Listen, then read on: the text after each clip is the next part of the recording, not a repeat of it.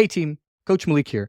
And in this training, we're going to be walking you through the community setter processes. Now, the community setter processes is going to be all the tools, the knowledge, the systems, the scripts, and the processes that you need to ensure that you can take people from within your community and turn them into high paying clients. So this is going to be a very jam-packed, very tactical training that's going to really give you all the tools that you need to be successful as you're setting people from within your community. So without further ado, let's jump in and start making this happen. So before we can move any further, we want to ensure that we can better understand what the community setter process is. So the community setter process are all the systems, the processes that go into scheduling qualified calls from your community, okay? And there's a magic word here, qualified calls, and we'll talk a little bit about this when we get to the quick chat section. Now, this process is slightly different from other setter processes. Now, there's different ways that you can schedule calls from inbound leads coming in, and you know about the outbound setter processes, the inbound setter processes, because this is the only strategy that happens within your community. No other strategy actually takes place inside of the community because the other strategies are quite independent, meaning once you have somebody's name, number, and email, you can actually start reaching out to them without them being in a specific group or a community or anything of that sort. Now, with the community strategy, the community is a huge element in the lead nurture aspect of things. And the community is what actually makes sure that people are actually getting value from it, which then leads to them wanting to actually communicate and speak with you. So the goal of the community is to get people to join the community first, then get them to engage with the content that you're producing inside of it, start conversations, which then leads them into high paying clients. So as you can see the community strategy flowchart right here, it starts with the content marketing or the social media ads, if this is the direction that you're going. People then head over to your landing page where they give you their name, phone number, and email. Then they join the community. Then from inside of the community, you're actually nurturing them throughout the entire process. So if you really look at it, the community setter processes actually are happening in this segment right here, where you're nurturing, you're getting them on quick chats, you're getting them on strategy sessions, and you're turning them into paid clients. And this entire process flows into the bigger picture of our group strategy, which is you get people from the chosen market, which is your lead gen process. Then you get them into your fish tank, which is your lead nurture, which is your ecosystem. And this is where you're providing massive amounts of value. You're educating,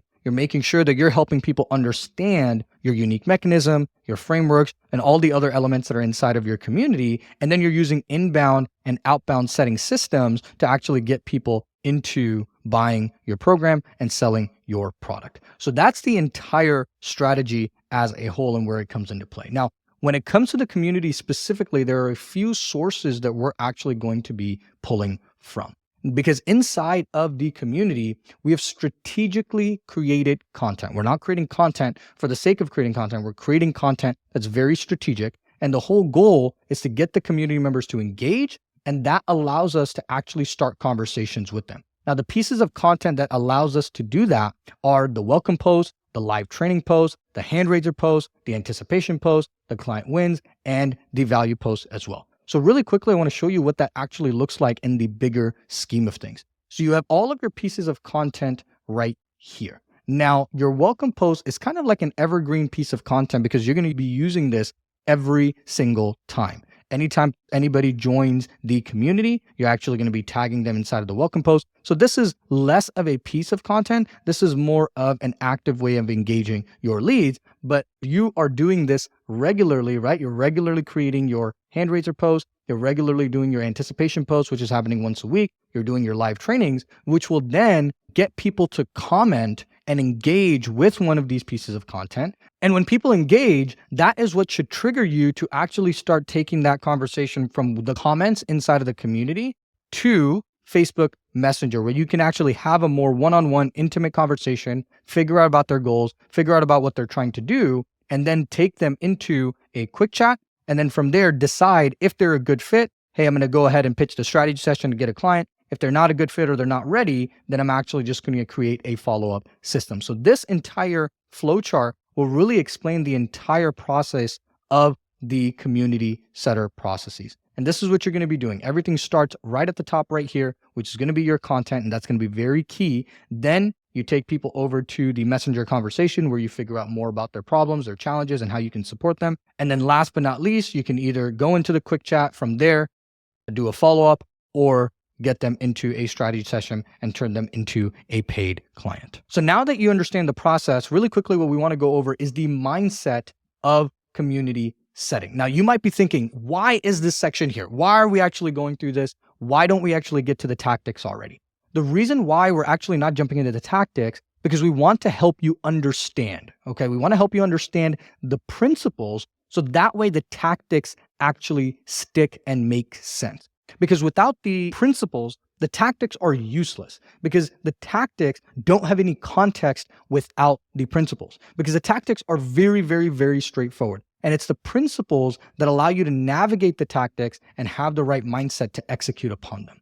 And these principles, I just want to remind you, don't just apply to only the community setter processes. You can use these when you're doing outbound on TCK. You can use these when you're doing outbound in any area. You can use these when you're doing inbound for anything or any resources, any type of setting that you are doing. These principles are going to come into play. So without further ado, let's jump into number one, which is focus on the process. Okay.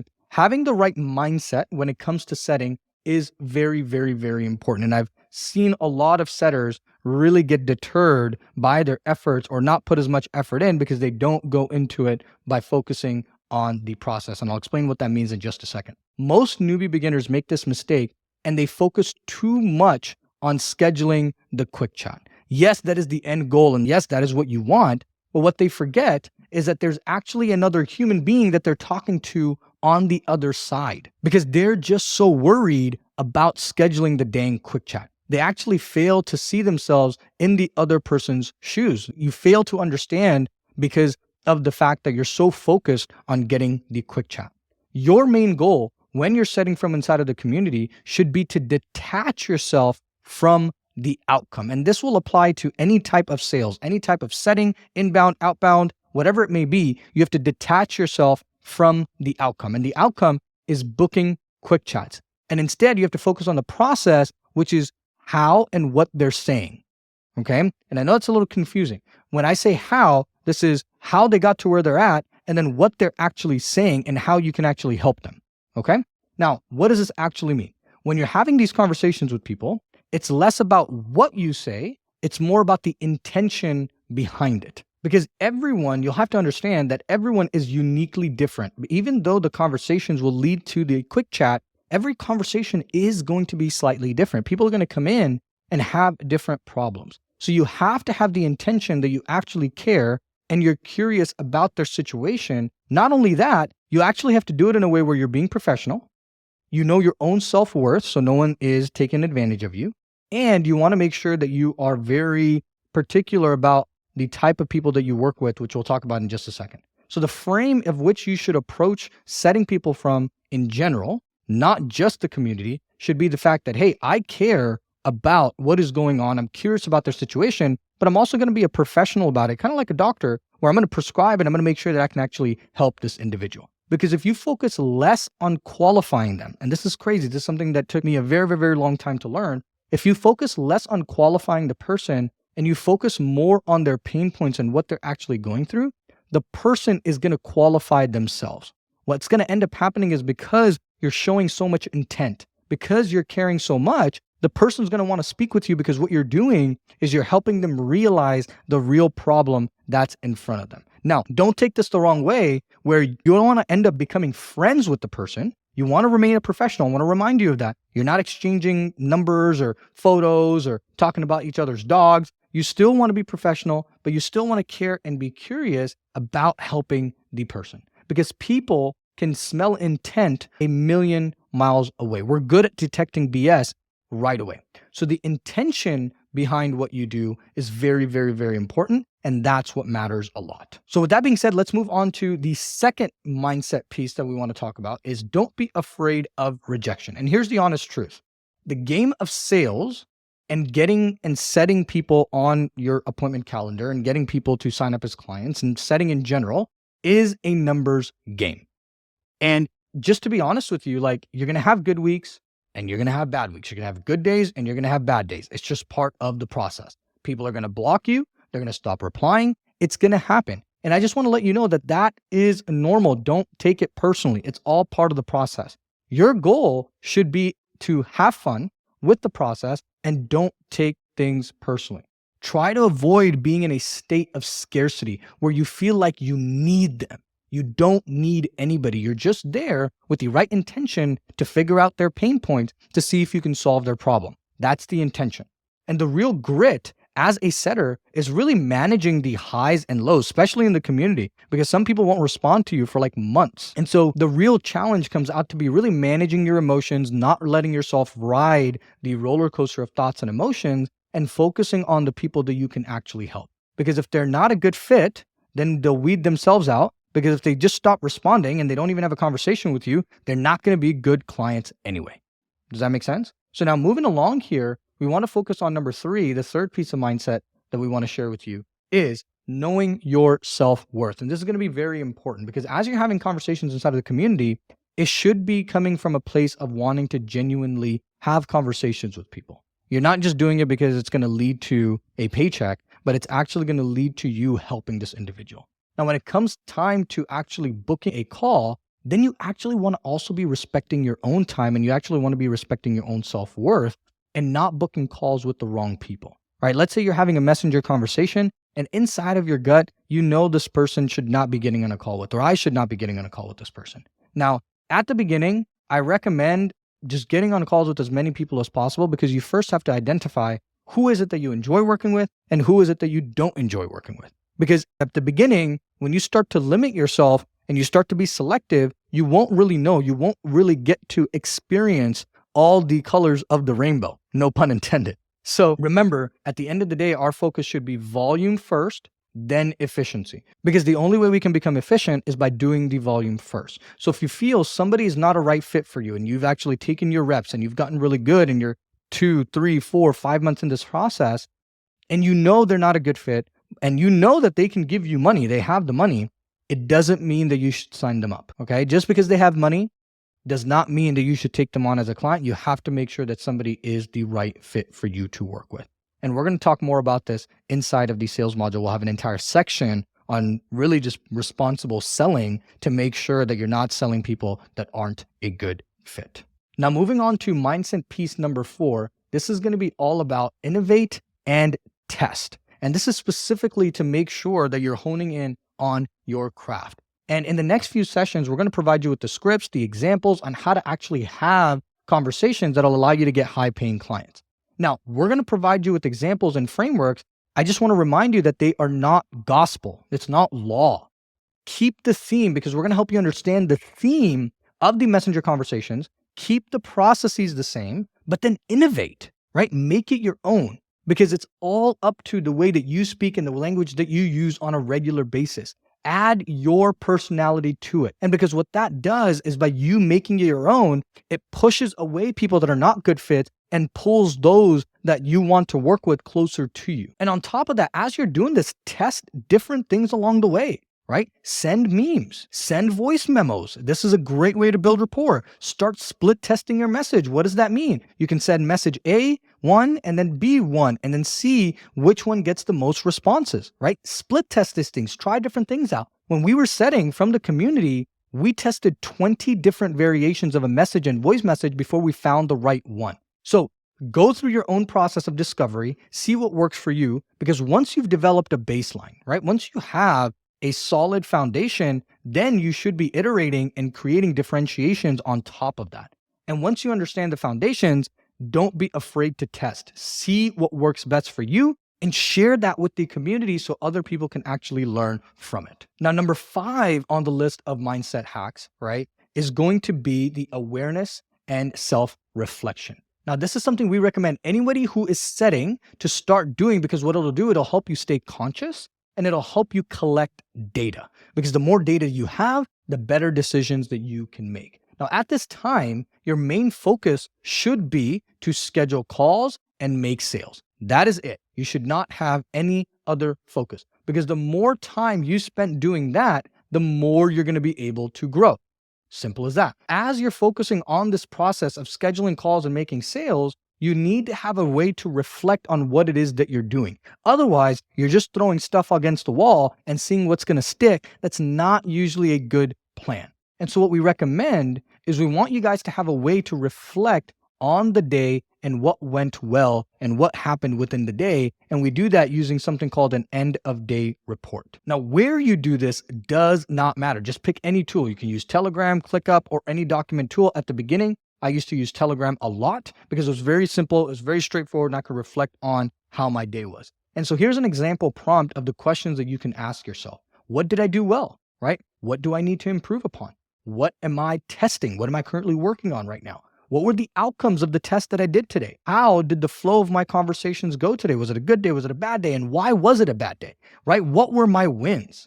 Because at the end of the day, you are going to be your best teacher. And obviously, if you'd like for us to review the messages, if you want to show up on one of the coaching calls and you want us to review and do a messenger review to make sure that, hey, you're not scheduling calls. Why aren't you scheduling calls? And we'll do that. But we want to make sure that you have the ability to self-reflect and learn from your own repetitions, because you are going to be your best teacher. Because as you can pour into yourself, the feedback loop is on a daily basis, and this is what's going to allow you to improve. All right. So with that being said, ladies and gentlemen, that was the community setter process explained. If you have any questions about the section or anything that we discussed, make sure to go ahead and ask us inside of the student community, and we'll catch you guys in the next section.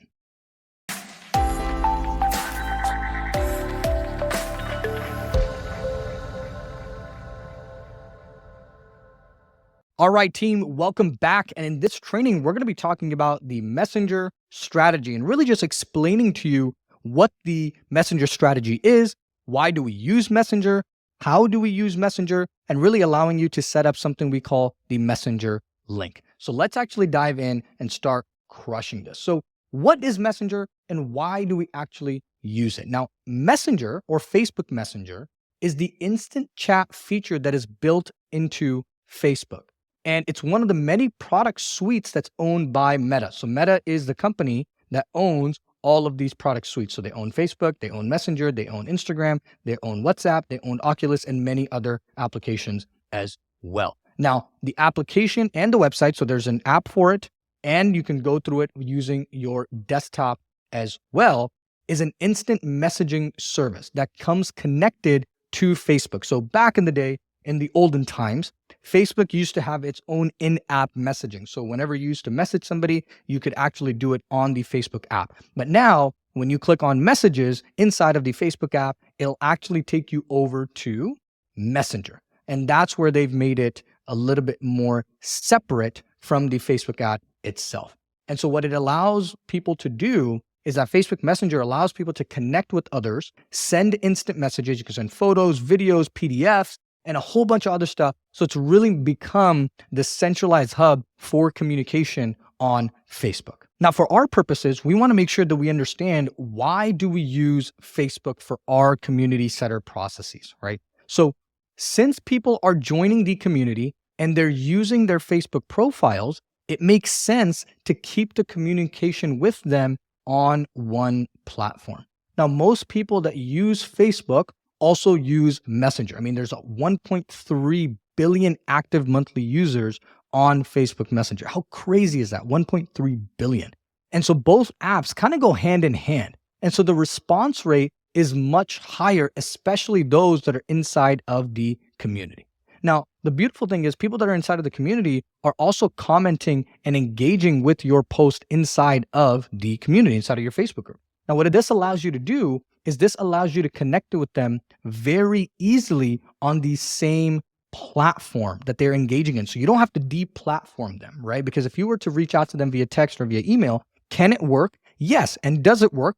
Absolutely. But what it does is having the messenger processes already in there makes it seamless because they're already engaging inside of the community. Plus, it's actually easier to reach out to people inside of your community because what you could do is once they leave a comment, you can just hover over their profile and you can send them a message right away. So I can hover over anybody's profile and it'll give me the option to actually go ahead and send them a message. Now, another great reason for using Messenger or Facebook Messenger is that it makes it 10 times easier to build rapport. What do I mean by that? Not only are they seeing your content inside of the community, so they're seeing your notifications pop up whenever you post, but now they actually get to have a conversation with you, right? Now they actually see your face. It's a weird way of people seeing who the individual is inside of the community. And what that does, it increases the likelihood of them turning into clients.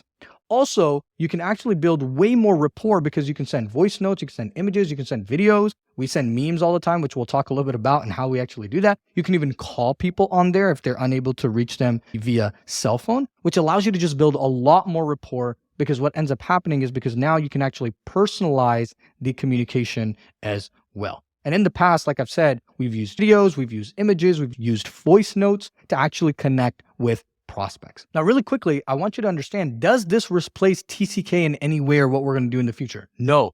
TCK is going to be an integral part of this. It's actually going to support the messenger processes, right? Earlier that we had said, the community setter processes is the only processes that we use within the community. Now, when you switch over to a different strategy where you're doing the VSL or you're doing different aspects, we're going to show you how to mainly use TCK there. But right now in the community setter processes, TCK is actually going to be coming in there for support, right? It's just a tool in the tool belt that we're using when we're running the community strategy. So now that you understand what Facebook Messenger is, let's go over what the Messenger strategy actually is. Now, the Messenger strategy is the process by which we take members from the community.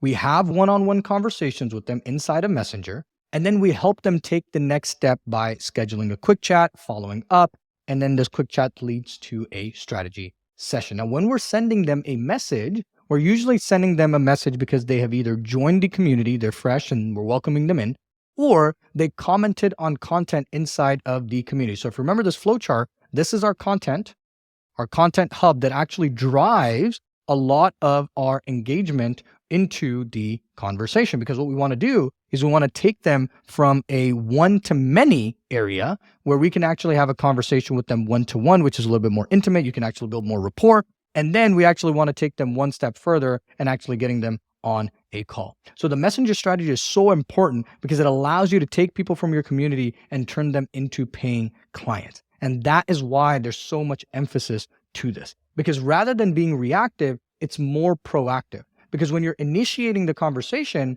then you're able to actually lead the conversation down the right path. Because once they see the content inside of your community, you take them into the messenger conversation. Now you're leading the conversation, and we'll talk about what that actually looks like. It's very curated, right? You're taking them from point A all the way to point B, and you know all the points that you need to hit in order to get there. And throughout this process, you're having a conversation, you're building rapport, you're providing value. Now, we have an entire messenger script and framework on how to do all of this. And it's actually going to be inside of the messenger script section that's going to be coming just up.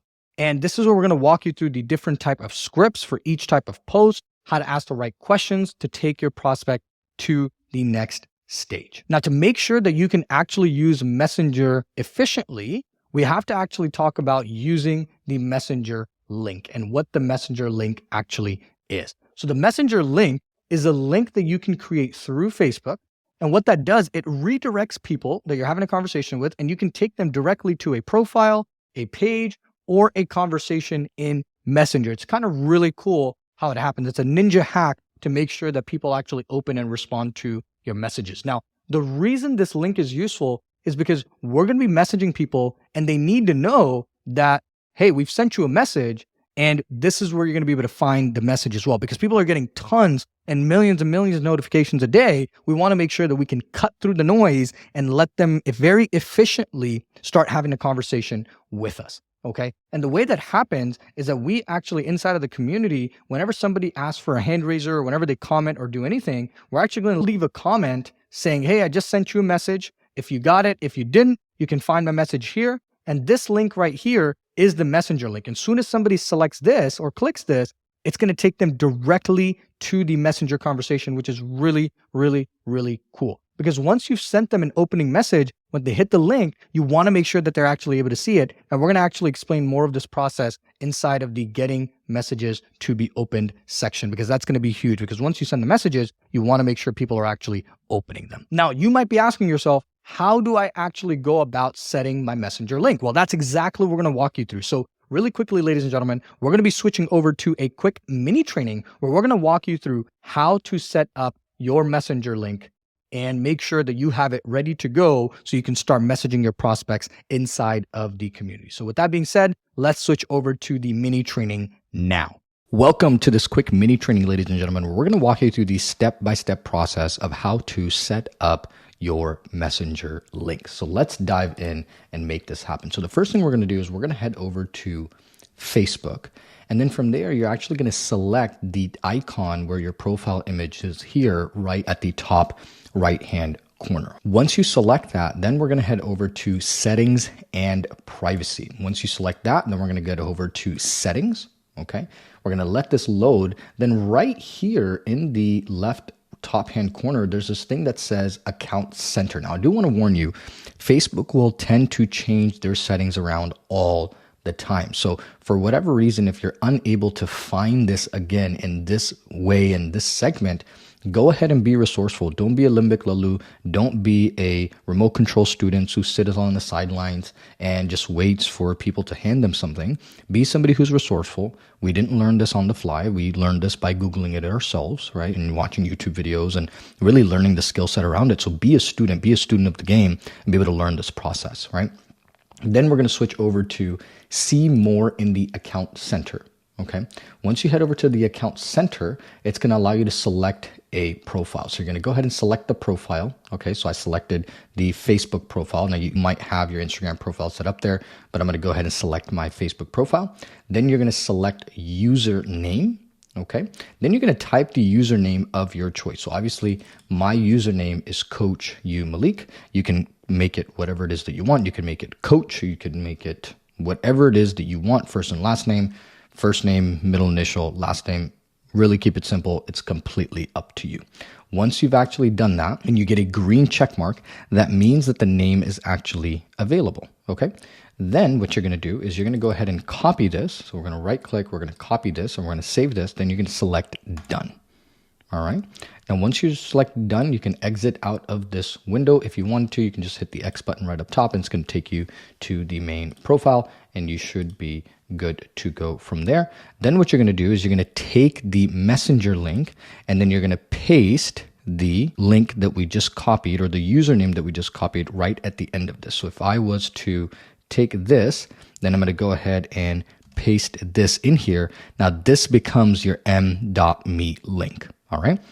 So if I was to copy this and if I was to paste this, what you will see is that I can paste this in any tab and it's going to take me directly to my messenger conversation that I would be having with myself. All right. So with that being said, go ahead and actually add the username that we just selected towards the end of this URL. And that's going to allow you to actually create your messenger link. So it's very straightforward. You can head over here, go to settings and privacy, then go to settings, then go to account center.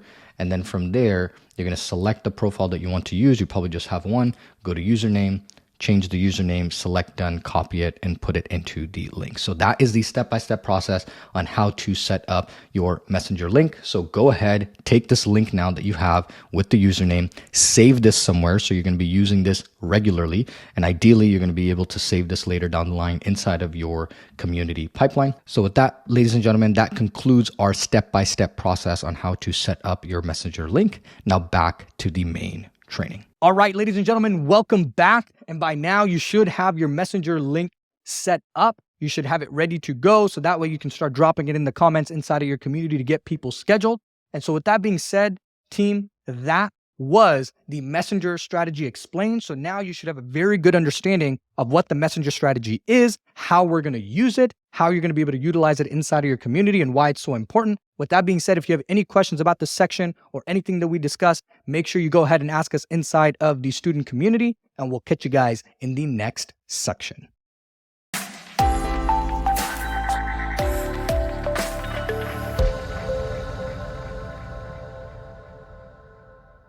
All right, team, welcome back. And in this training section, we're going to be talking about the best practices for Messenger when it comes to the community setter processes. Now, you might be wondering, why are they going so in depth into the mindset, the best practices? Because we want to make sure that we can provide you with all the necessary fundamentals and foundations before you get into the tactics so you can understand them and actually execute upon them much better. So with that being said, let's jump into the best practices for Messenger. Because before we get into the tactics, one thing I want to remind you is that we're actually playing in Facebook's house, okay? And because we're playing in Facebook house, we have to play by their rules. You wouldn't go into anybody else's house and start acting up, right? Obviously, we don't want to do that, because if you understand the rules, it'll make it easy for you not to end up in something we call Facebook jail. And when you get put into Facebook jail, this means that you get limited to the amount of messages that you can send, the activity that you can do, the amount of people that you can add. And so here you can see how long is Facebook Messenger block, or how long do you get put into Facebook jail. It could be as little as a few hours, but it could last up to 30 days. Now, the last time that we ended up in Facebook jail, it was exactly 22 days, and it was not fun. And it limits your ability to get clients from within your community. Now, why does this actually happen?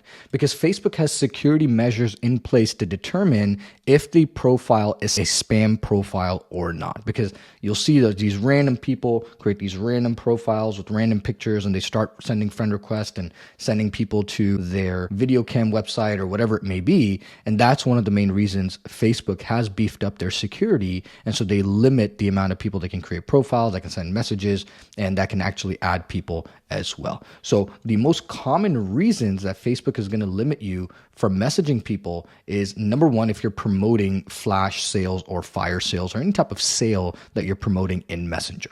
Maybe you're sending messages and it's actually being reported in spam, or it's often being blocked, because you want to make sure that your block rate is less than 3%. Or maybe you're sending too many messages in a short amount of time. This is usually the reason that a lot of people get blocked. With either they're sending too many friend requests or they're sending too many messages in a short amount of time.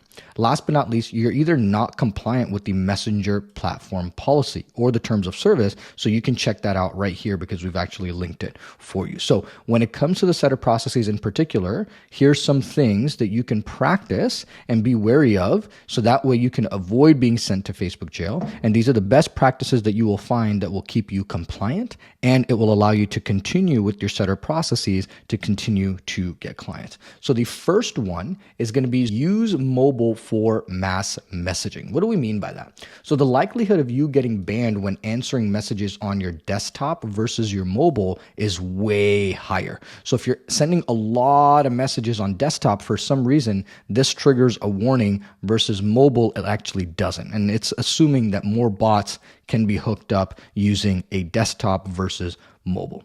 Now, when you're using mobile, you actually send more messages in a day. So let's say you send out a hand raiser post and you're sending a healthy food list to people, and you got about 80 comments on that hand raiser post, and you've got a ton of leads. Now, we recommend sending them the message using mobile instead of sending it with your desktop. All right, so that's rule number one, to make sure that you can stay safe and stay out of Facebook jail, because nobody wants to go to Facebook jail. Now let's move on to number two, which is copy and pasting messages. So if you copy and paste messages, make sure that you change 1 to 2 words in it. The easiest way to do that is to customize the individual's name and maybe change a few sentences out of it. So if you can see here, this message right here, it says, "Hey name, saw you commented on my post about X, Y, and Z, still want me to send it over." Make sure that you manually change the name of the person inside of the message. So you can take this message, you can paste it inside of your messenger, and then change the name and edit it to the person that you're actually sending it to. And always include the person's name inside of the message. And what that does, it makes sure that you're not being triggered as a bot who's copy and pasting messages, because you're actually taking the time to customize the name. All right. Now moving on to 3, which is going to be sending links. All right. Now, when you actually send assets, whether it's a PDF or a link to a live training, you need to take your time, because if you're firing off links, again, the bots are going to think that you're a spam profile. So don't send more than 20 per hour. That is the rule that we have found that works really well. Do not send more than 20 per hour, because when you send too many links, it thinks that you're a robot and it will ban your profile right away. Instantly, you're going to get banned. So make sure that you're not sending any more than 20 per hour. Now, moving on to best practice number 4, add people as friends before sending stuff. And we're going to walk you through this in more detail and how to get messages open. We have an entire section that's dedicated for that because that's a very crucial part of the community setter processes. But when you add people as friends and then send the message, the delivery rate is actually higher. And Facebook doesn't think that you're a robot or a spam profile because you're able to actually connect with the individual. So with that being said, ladies and gentlemen, that was the entire section on the best practices for Messenger. If you have any questions about the section or anything discussed, make sure to go ahead and ask us inside of the student community. And as you're testing stuff and as you're trying stuff inside of your community, don't hesitate to share the findings that you are collecting as you're testing this stuff. So if you find other practices or Facebook changes their rules all of a sudden, go ahead and share that inside of the community so we can continue to update our systems and make sure that we let all the other team members and students know what is happening real world inside of the community process. That way we can continue to update and continue to get better. So if you have any questions or if you have any concerns or if you have any findings, go ahead and share it inside of the student community, and we'll catch you guys in the next training.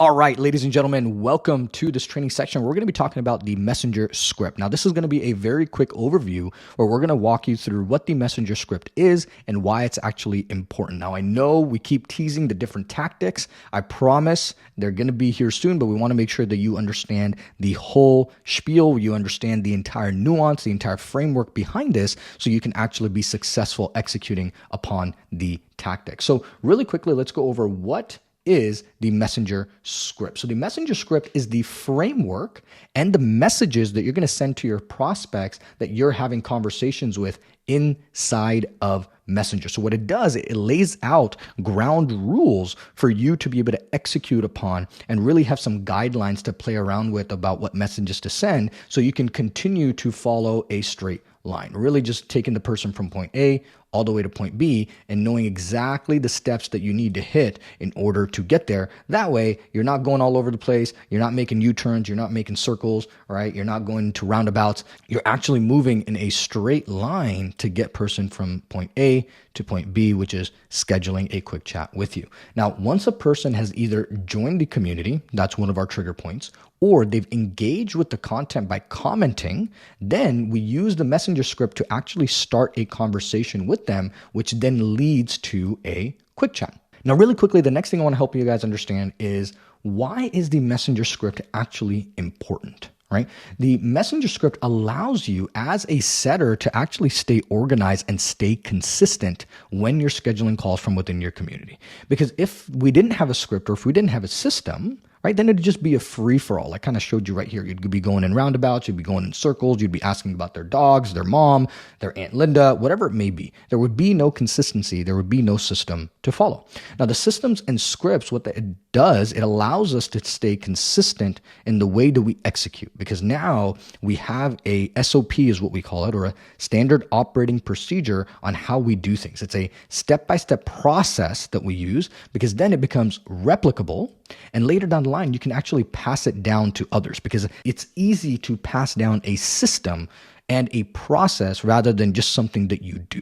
Right? Now, every conversation that you have with people inside of the community is going to be different. I just want to let you know of that. The conversations that you're going to have are going to be different.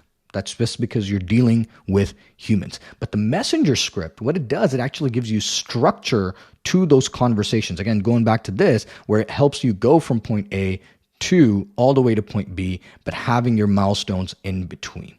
But what it also allows you to do, it also allows you to qualify them and make sure that they're a good fit to work with you.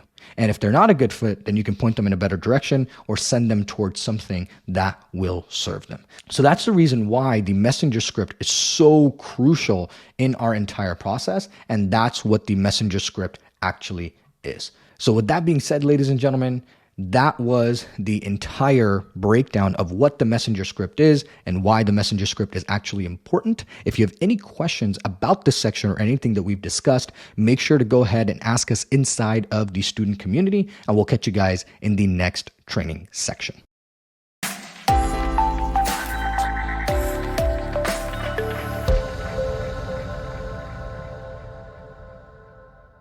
All right, team, welcome back. And in this training section, we're going to be walking you through the messenger script framework. Now, I know this has been a long-awaited training in this training section because this is going to walk you through the exact framework that you need, the parameters that you need to set to make sure that you can actually schedule calls from within your community. So without further ado, let's dive right on in.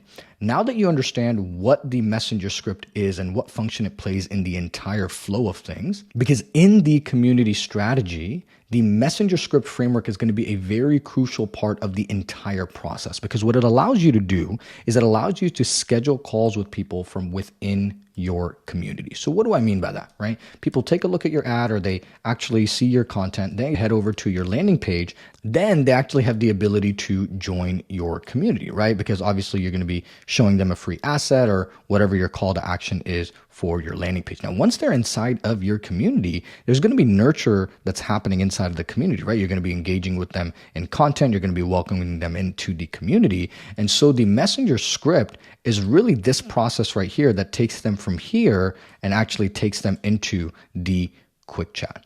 So really what we're going to be covering is we're going to be covering exactly what you're going to be saying to people in the messenger conversation to get them to schedule a call with you and take that next step.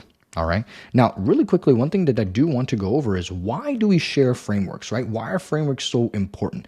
And the reason we share frameworks, because this process is not a one size fits all.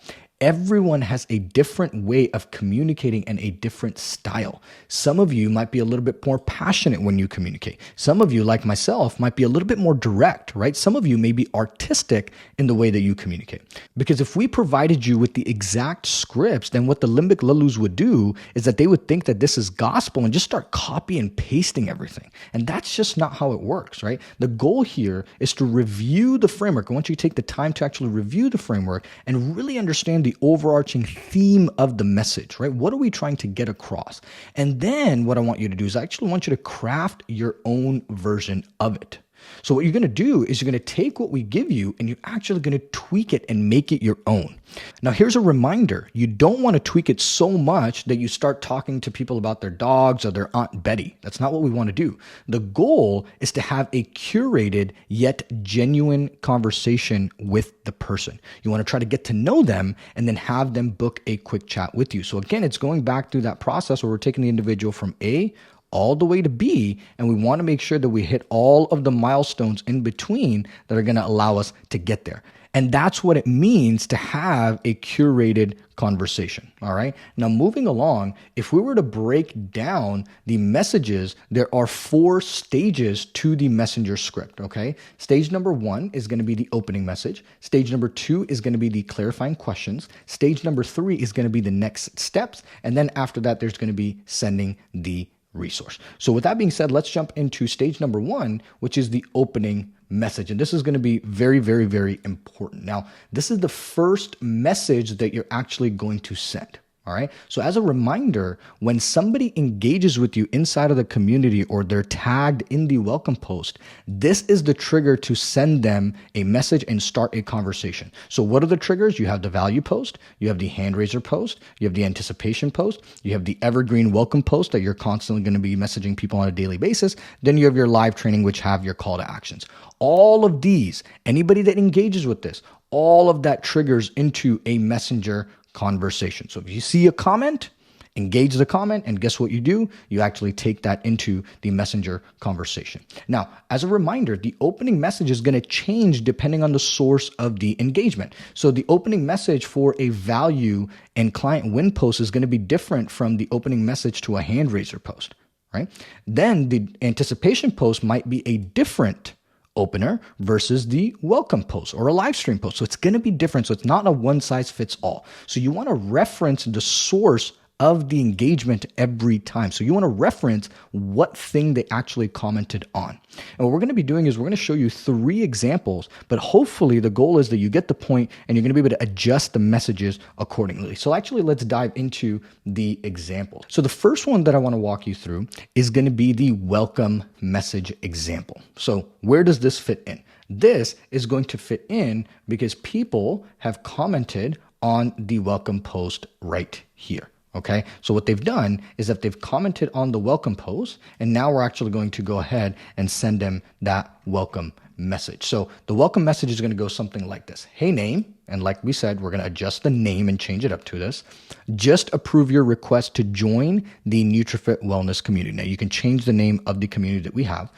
We have tons of free resources in the community. I have 2 to 3 questions, which will help me share more of those trainings and insights with you that's specific to you.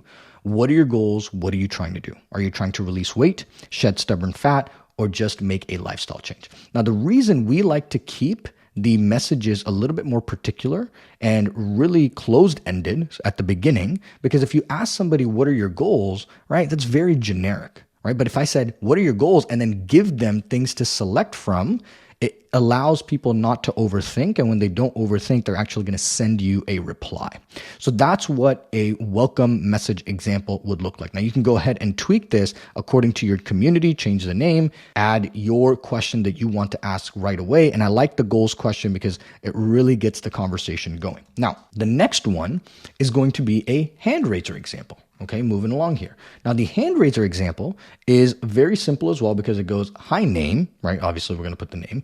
I saw that you commented on my post about wanting the healthy food list. So if I go right back up here, right, this is the hand raiser post. And the hand raiser post that I've created was about the healthy food list. All right. It's going to walk you through the protein, fats, and carbs that you need. And so then somebody commented on my hand raiser post. Then I reach back out to them and say, hey, I commented on the post. Notice how I'm referencing the original source that they commented on. Right. And then you're going to say, hey, this is what we're doing. I'm giving a healthy food list, and I'm going to show you all the healthy protein, fats, and carbs. Do you still want it? Notice how I'm leading in with the question. I'm always leading in with the question because if you keep it open-ended, no one's going to respond. But if you ask a question, people are actually going to respond. So here's an example template that you guys can use and actually start using that in your hand raiser post. It's very simple. It's literally the same message every single time, but just switching out the hand raiser topic. So, hi name, I saw you commented on my post about my guide that shows you how to do this.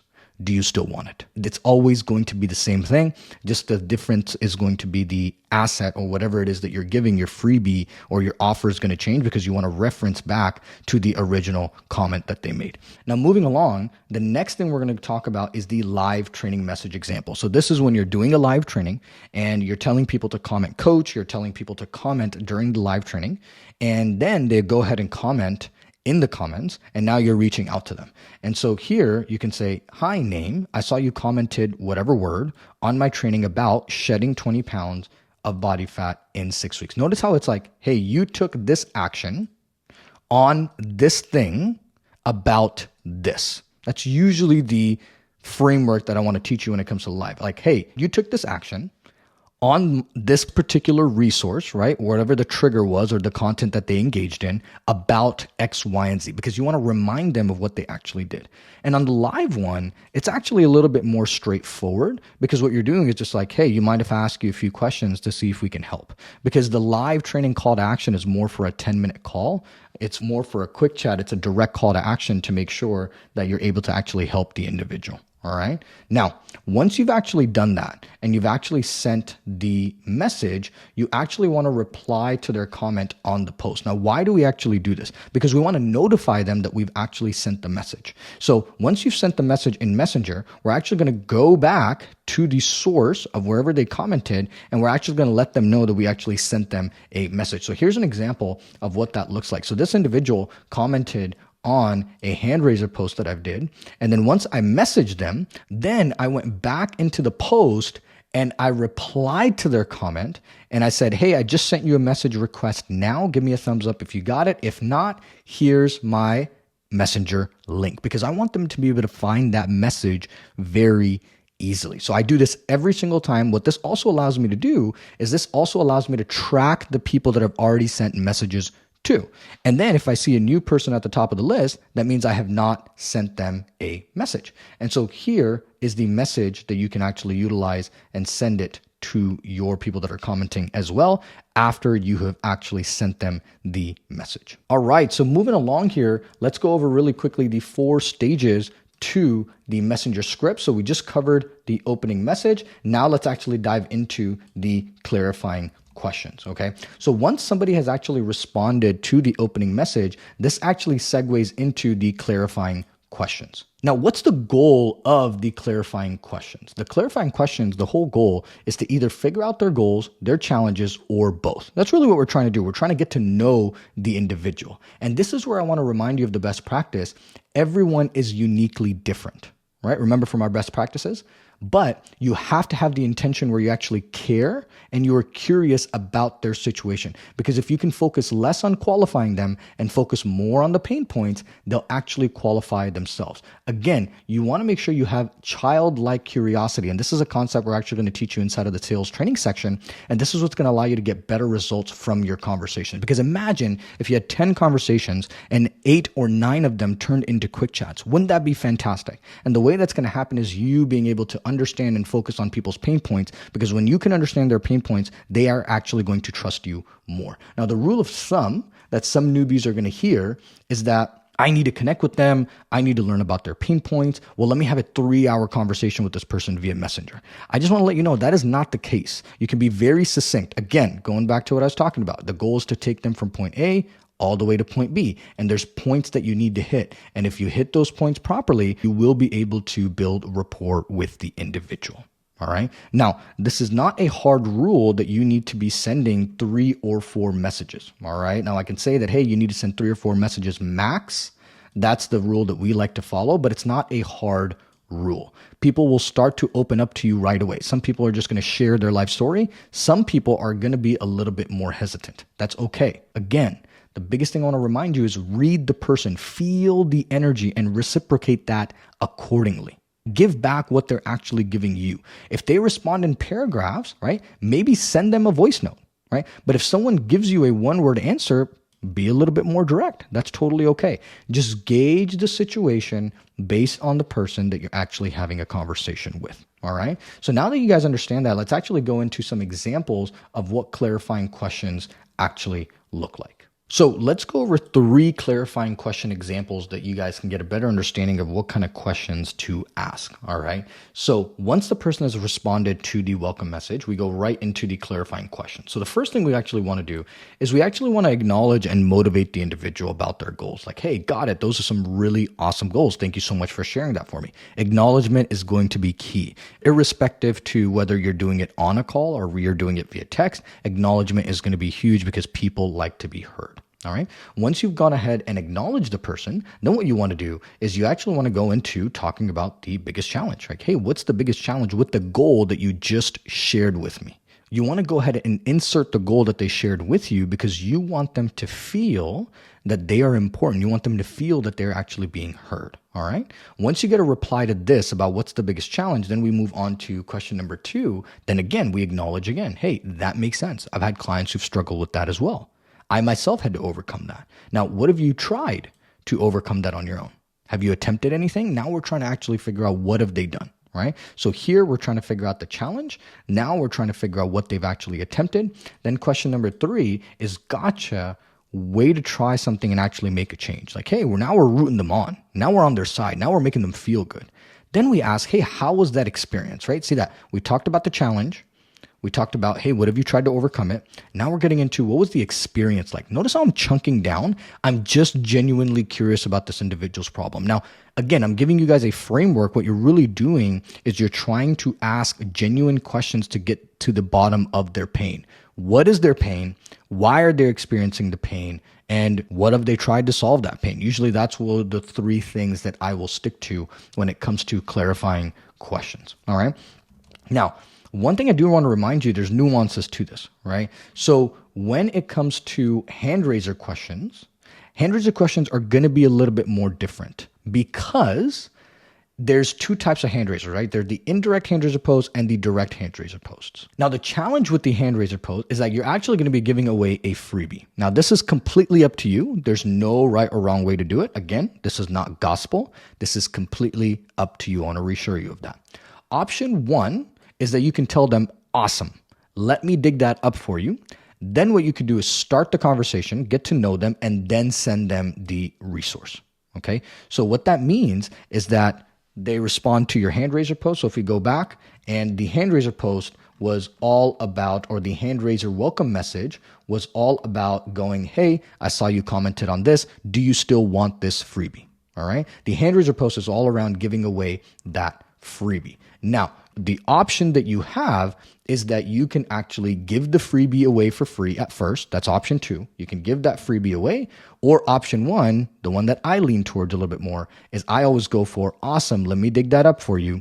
I start a conversation with them and I try to schedule the quick chat. And when I schedule the quick chat, I will give them the freebie. Now, some of you guys might be like, hey, that doesn't feel right for me. I want to be able to just give the thing away for free. Again, it's completely up to you. What I have found is that once somebody gets something that they're actually looking for, it's harder to have a conversation with them. Versus you could say something like, hey, let me dig that up for you, ask a few questions, aim for the quick chat. And if they don't even want to do the quick chat, just share the freebie. That's okay. But I like to share the freebie later once I've actually figured out about their goals and I've actually talked to them. So option one would look something like this.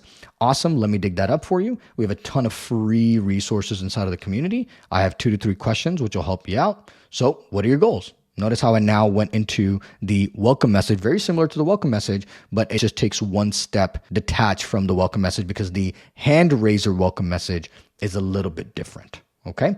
Then you have option two where it's like, hey, here's the link to the guide. Then you start the conversation. In my personal experience, option one has yielded better results because what you're doing is you're dangling that carrot and you're going to give it to them. It's not like we're not going to give it to them, but really we're going to give it to them after we get to know them a little bit more so we can share more applicable resources. All right. So moving along here, the 4 stages of the messenger script. So we went over the opening message. We went over the clarifying questions. Now we're going to move on to the next steps. Okay. Now at this stage, there are 2 parts that go into the next steps. One is going to be asking for the call. Then the second is going to be actually booking the call. So as you're having the conversation with the individual, you move it along and now it's time to ask for the quick chat. All right. Now this is very simple and straightforward. If you ask the right way, majority of people will say yes. Now you're going to run into those who don't have time and their schedule is really up in the air and they can't just figure out a time, or you just got to coordinate back and forth with them to make it happen. You're also going to run into people, just setting your expectations straight, is that they'll just start ghosting you at this process, right? They just don't want to schedule a call, or they're shy, or they just don't want the support, or they're afraid of being sold to, right? This is why there's an entire section on Messenger follow-up and how you can actually execute that. So once you ask for the call, then it's time to book the quick chat. So the first thing we're going to do is we're going to go for the ask.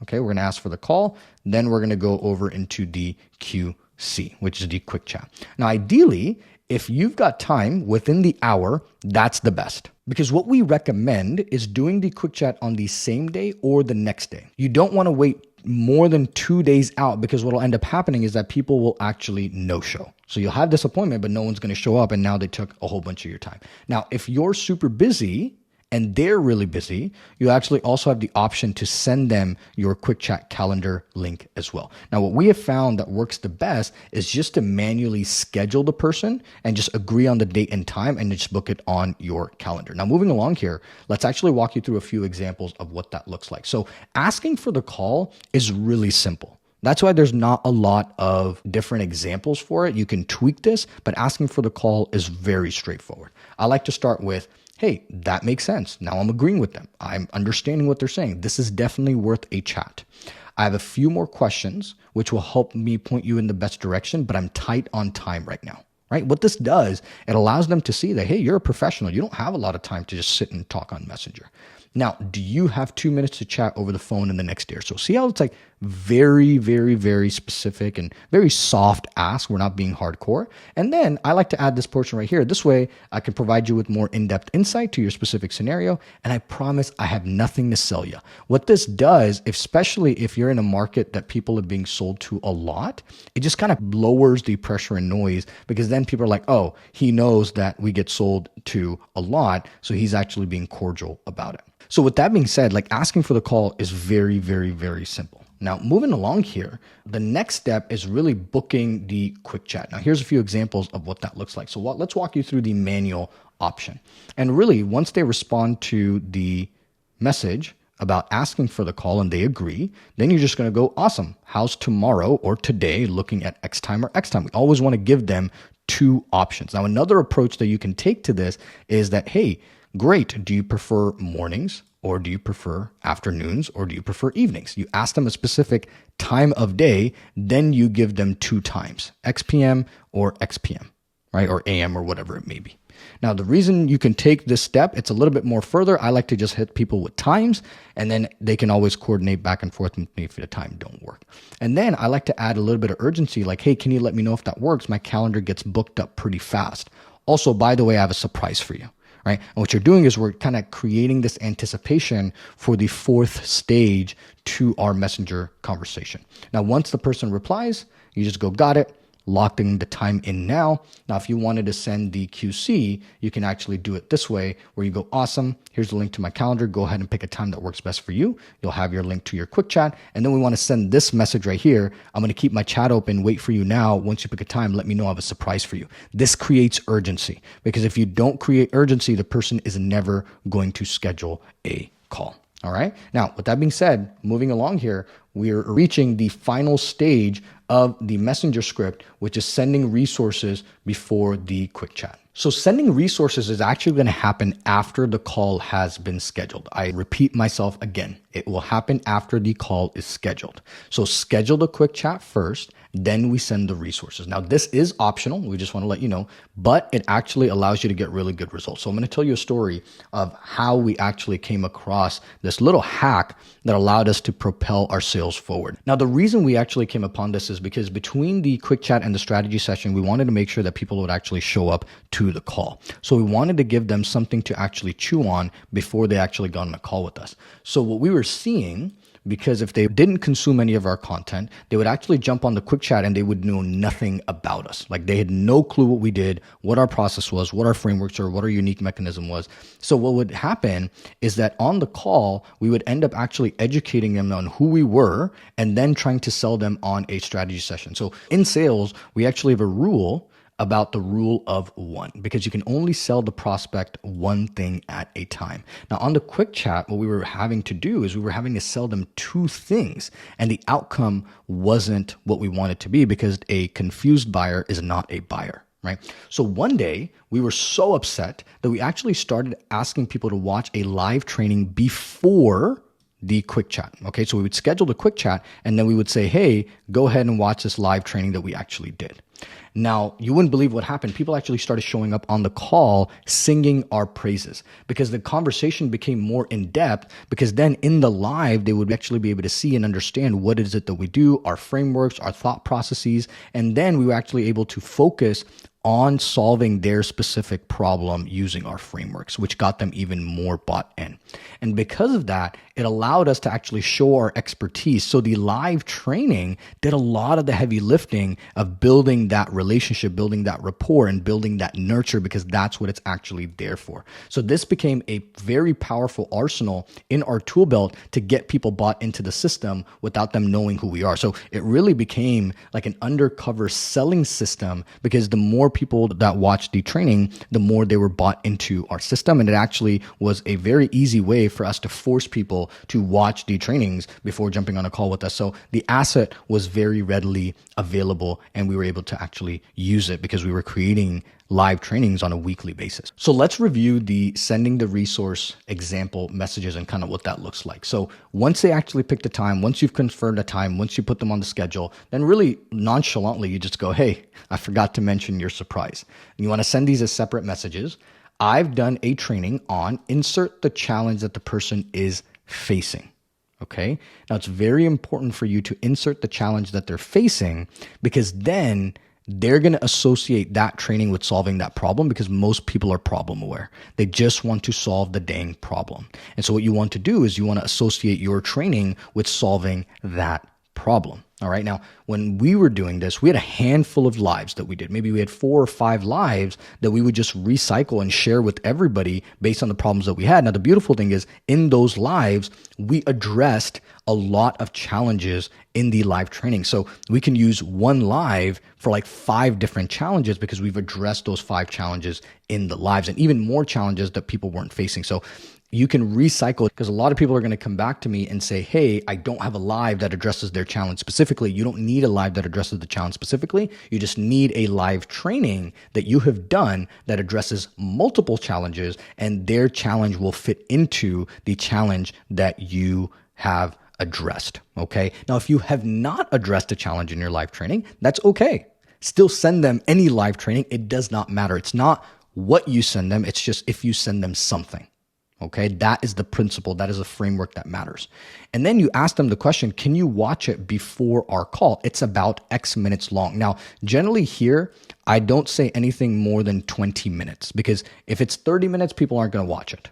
So you just want to let them know, hey, it's about 20 minutes. Now, we're not lying, because it's about 20 minutes. So even if it's 30 or 35 minutes, people are going to still watch it. But anything above 30 minutes, people are like, I just don't have the time for that. But if it's like 15 to 20 minutes, people are going to spare the time to that. And then you go, no biggie. Then you add no big deal either way. So it's nonchalant, but most people are actually going to watch it because you've actually asked them the question. Now, because the way that we've actually asked this, what's going to end up happening is you're just going to wait for them to respond. Majority of people are going to say yes. It's very rare that people actually say no. They're either not going to say no, or they're going to ghost you. Those are one of the 2 things that happen. And the likelihood of them showing up to a quick chat is very low as well. Now, majority of people are going to say yes. And then what you do is you just go, awesome. Here's the link to the training. It's a great starting resource to have. And then you just link the Facebook live training here, and you just send it over to them. All right. So that was the sending the resource section. And this is going to be a superpower in your arsenal as you're going through this process. So those are the 4 stages to the messenger script, where we went over the opening message, the clarifying questions, the next step, and sending the resources. Now, before we go, I want to remind you the key things to remember about the messenger script. So the framework that we actually shared with you is going to help you stay on track. Again, going back to my drawing, which is you're here, A, you're trying to get the person to point B, and you want to hit the milestones in between, right? You have 4 milestones that you hit. First is the welcome message, so you get the people in. Then you have clarifying questions. Then you actually ask for the call, right? Then you actually send the resources before the quick chat. So those are all of these milestones in between here that allow you to actually get to point B, which is scheduling the quick chat. Now, what we've seen in the past that happens is that the person will respond in an essay. They'll pour their heart out. They'll tell you about their goals. And then the student will respond, what are your challenges? Again, guys, like there's a bit of common sense that comes into play. So if somebody actually pours their heart out and tells you about their challenges, their goals, what they're struggling with, and really understand that you have to respond back like a human, empathize a little bit, and then ask for the call. You don't have to be a robot, right? You don't have to be a remote control student who just goes, what are your challenges, and not human. That's going to be an instant turn off to people, and they're not going to want to have a conversation with you, right? You don't not need to be a remote control student in these scenarios. Just gauge it based off of how the conversation is going. Right? In sales, we have this concept of reading the prospect, and we're going to go into this more in the quick chat section, but reading the prospect and navigating the conversation accordingly, like it's very crucial. Otherwise, you're going to just be a remote control student who just views things as black and white. All right. Our goal is to give you the education that you need to actually think for yourself. That way you can create your own communication style, because everybody communicates differently and everybody resonates with people in a different way. So don't be a remote control student. Don't be a limbic Lalu. It's okay to be a newbie. You're going to test, you're going to mess up, but the whole goal is for you to actually read the individual, communicate with them, and be human. All right. So with that being said, ladies and gentlemen, that wraps up the Messenger script framework. If you have any questions or anything that you need clarity on, it's very, very, very important. You go ahead and ask inside of the student community. Now, it doesn't have to be for questions. If you want to share wins, if you actually start messaging people and you find a message that you're absolutely crushing it and you're saying, hey, this is resonating with a lot of people, go ahead and share that inside of the student community because we want to hear that. We want to see you win. We want to see you succeed. And we want to see the things that you're testing constantly and you're improving upon. So if you have any questions, like I said, go ahead and let us know inside of the student community, and we'll catch you guys in the next training section.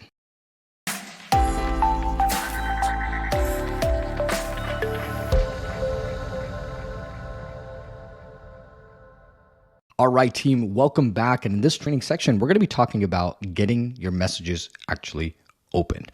And if I can argue, this is going to be one of the most important training sections that you will learn and go through it and learn the processes of in the community setter processes. And this is going to be very crucial because once you actually send out the messages, right, now it's actually making sure that the messages actually get opened. So with that being said, let's actually jump right on into it. So why is it so important to actually get our messages open? Because after you sent the opening message, right, now the goal is to get the message seen. Now, why is this so important? Because inside of Facebook Messenger, there's this bane of existence when it comes to setting from inside of the community. It's called the message request folder. And just to be honest with you, it's actually the worst place for your messages to actually land because no one checks it. Because if we send a message and the prospect doesn't see it, then we're actually royally screwed.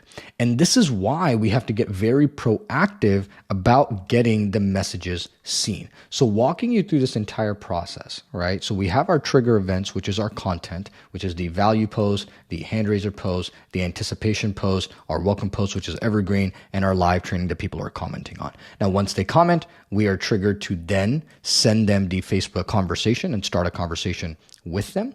Then that leads to us either doing a quick chat, and from the quick chat, we can either lead them to a follow-up or a strategy session. Now, if you end up in the message request folder, all right, or if you end up in a way where they just don't see the message, here's what happens. You start the conversation, you send the messages, and the person just doesn't respond, or they don't see the message.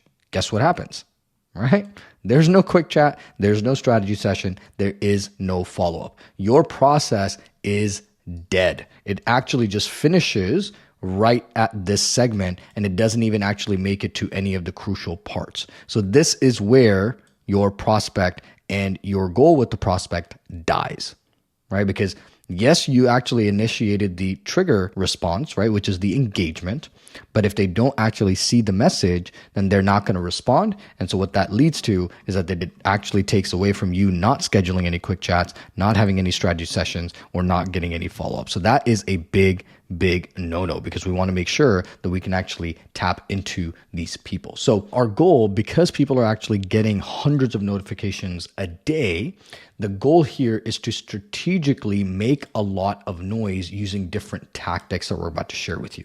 And what this does, it actually allows the person to notice that you've actually sent them a message, and then they can actually respond to it. Okay. Now, with that being said, we're going to be going over some tactics that'll allow you to actually get your messages opened and actually seen. Now, we're going to share with you 5 tactics that have worked really well for us and the ones that you can implement right away. So the first thing we're going to do is we're actually going to break these down and we're going to show you how to execute them. Then once you understand all of them, then we'll explain when and actually the timeline of how to execute them as well. So with that being said, let's jump right on into it. So the first tactic is actually sending friend requests. Now, this is very simple, right? It's very straightforward.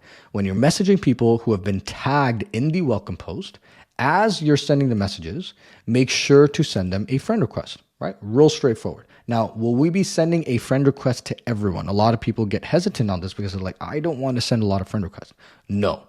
There's a certain criteria that we have for profiles that we actually send friend requests to, because if you send friend requests to too many people, you're actually going to run out of room. Now, here's how we actually determine whether somebody's a good fit to send a friend request or not. Okay. First thing is, do they have a professional, well-lit picture of themselves? right? We stay away from dog pictures, memes, flowers, people asking for GoFundMe, or if they don't have a profile picture at all, or they have a picture from the 70s, that's usually a red flag for us. Or number two, the thing that we look for is, are they actively engaged in their profile, right? Is it set up with information about who they are? So if somebody has a blank or underfilled profile, typically what that allows us to see is that there's lack of engagement online, and that can actually be negative, and that's a red flag for us as well. So here's an example of what that would actually look like, the difference between two profiles, right? And so if you have a profile here, like there's no cover photo, there's no active engagement, the person has posted in a while, they have 18 friends, and it looks like a dead profile. Like you look at this and you're like, I don't know if I should be friends with this individual, right? Versus you look at this profile, there's a well-lit picture, there's no picture of a dog, there is information, the person hasn't been active, but there's actually information, and there's actually info that's actually been set up inside of the profile. So this is somebody that I'm actually going to reach out to. Now, is this law? Is this something that you have to really truly follow because this is what we have said that you have to follow? Just gauge it based on the individual's profile, right? Have really good judgment, look at the profile, and you'll know in your gut whether this is a profile that you should friend or not, or if this is somebody that's actually going to respond. So taking a look at these two, you can kind of just get an answer for yourself of like, hey, who should I actually request and send a friend request to, so that way you can actually get them to accept that friend request and get them to respond. All right. Now, moving along to tactic number two is you can actually go ahead and comment on the profile. So this is actually going to go hand in hand with the friend request. All right. So once you actually send a friend request, then what you're going to do is you're actually going to react to 2 to 3 of their posts. Now, many times you're not actually allowed to do that because people have a private profile, so you can't see what they're actually posting. But if the profile allows you to comment on there, then absolutely go for it. So step number one, you want to react to 2 to 3 posts on their profile. So go ahead and like, love, heart, laugh at whatever they're posting. Then pick a post and drop a comment with the messenger link inside of the post. Now, when you're writing the comment inside of the post, give a little bit of context and be human. Right? Yes, we're trying to get them to respond, but we also want to make sure we don't come off as pushy and salesy. And so here's an example of what the comment would look like. It would just say, hey, name, see how we're personalizing it. This is awesome. You have such a cool dog. So let's say I'm commenting on somebody's dog picture. Now, don't just copy in this and actually start using this with random. Like the person has a picture of their baby and then you copy this and actually put it on there. That's not the intent. This is an example. So don't be a limbic lalu and go off and start copying this and be a remote control student and not customize it to yourself. I just want to send that as a disclaimer. If you come back to me and we're reviewing messages and we see that you took this message and pasted it on somebody's baby picture, that would be very odd. Okay. Now, then you're going to say, by the way, I just accepted you into the community. You want to let them know the context of why you're reaching out to them. Because if you're some rando reaching out on the internet, I'm not responding to you. Okay. So you give them context like, hey, you joined my community. That's why I'm sending you a message, and you can find my message right here. So that's tactic number 2, where you actually go ahead and comment on people's profile. Now, tactic number 3, this one's going to be a little bit more in depth, and I call it double tagging in the welcome post. Okay. Now, double tagging people in the welcome post is actually a 2-day process. So on day 1, what you're actually doing is when somebody joins the community, you're going to tag them in the welcome post using the business Facebook page. Now, why do we do that? Because we want to save you from tagging a lot of people. And so your profile does not get banned, right? Because there's a limit to how many people you can actually tag. I believe it's like 5 people every 15 minutes or every 30 minutes. We have the rules inside of the welcome post training that you can review. Then, all right, then once you've actually sent them a message. So the first thing is you're actually going to use the business page and tag people in here. So you can notice the business page actually tags them. Then you actually go ahead and send the message. So you're going to send the Facebook Messenger message. Then you're going to come back and you're going to individually comment on their profiles. You're actually going to tag them individually and let them know that you've sent them the messenger link. So you can see here as an example, all the people are up there, and then we individually sent them a message. Now you can also see that these messages have been tweaked slightly every single time. So you can see here, Nicholas, I just sent you a DM with some resources, brother. Here's the link. Yo, my man, see how we changed that? Hey, I just sent you a DM request. Check your messages. Hey, brother, just sent you a DM request. So every one of them is actually different. But what we've actually done is we actually taken all of these people that we tagged, all right, all of these people, and then we actually individually re-commented. So we just replied to the comment, and we actually send them our m.me link or our messenger link, which is going to get them to respond. So that is actually day one. And here's an example of the comment of what that looks like. Now on day two, what you can do is that if you see that they've responded to your friend request, right? And you can do that by just hovering over somebody's profile. So if you hover over somebody's name, you'll be able to see it. And then you can actually see that they have actually accepted the friend request or not. All right. If they actually have not responded or they have not accepted your friend request, you can go back to the original comment and comment again on your reply. So what does that mean? So the top one right here is the business page. Then on day one, you left this comment right here, which is, hey, I sent you a DM. Then you send another comment on replying to that comment. So it's like you have your top comment right here, then you reply to this comment, and then you reply to this comment on day two, letting them know that you sent them a message. What that's going to do is just send them a notification so you can see what that looks like right here. My man, can you check your message request? Here's a link to the message. And it's very direct, letting them know that, hey, we've sent them a message. So that's tactic number 3. Now going into tactic number 4 is resending the message. So what does that actually look like, right? So let's say we sent the welcome message and then the friend request actually gets accepted, right? So this person actually accepts the friend request. However, what actually happens is after the person accepts the friend request, the message can still be in the message request folder because we sent it before they were friends with us. So what you can actually do is you can actually go to the original message, then you're going to select the 3 dots next to the message, then it's going to pop up this window and then you're going to select remove. Okay. Once you select remove, it's actually going to allow you to select this option right here, unsend for everyone.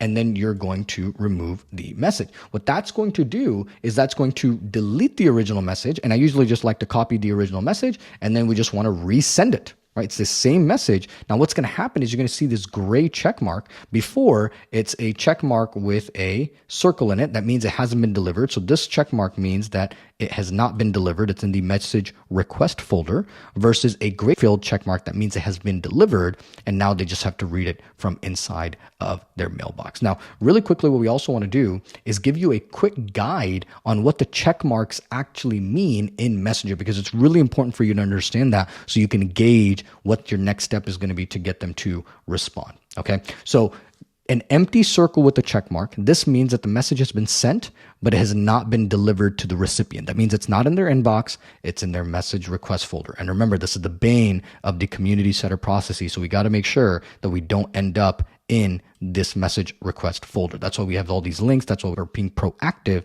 with getting people to see our messages. Then if it's a filled circle with a check mark, that means the message has been delivered. And right, so what does that look like? That looks something like this. That means the message has been delivered. Now, if the icon appears, if there's a circle with the person's profile picture, that means that the message has been read. So you can actually see, and the cool thing sometimes is when we actually do follow-ups, we see that people have actually read the message. We'll send them a meme of a Karen meme that says, leaving me on red or whatnot, which is really kind of funny, and it gets people to actually respond.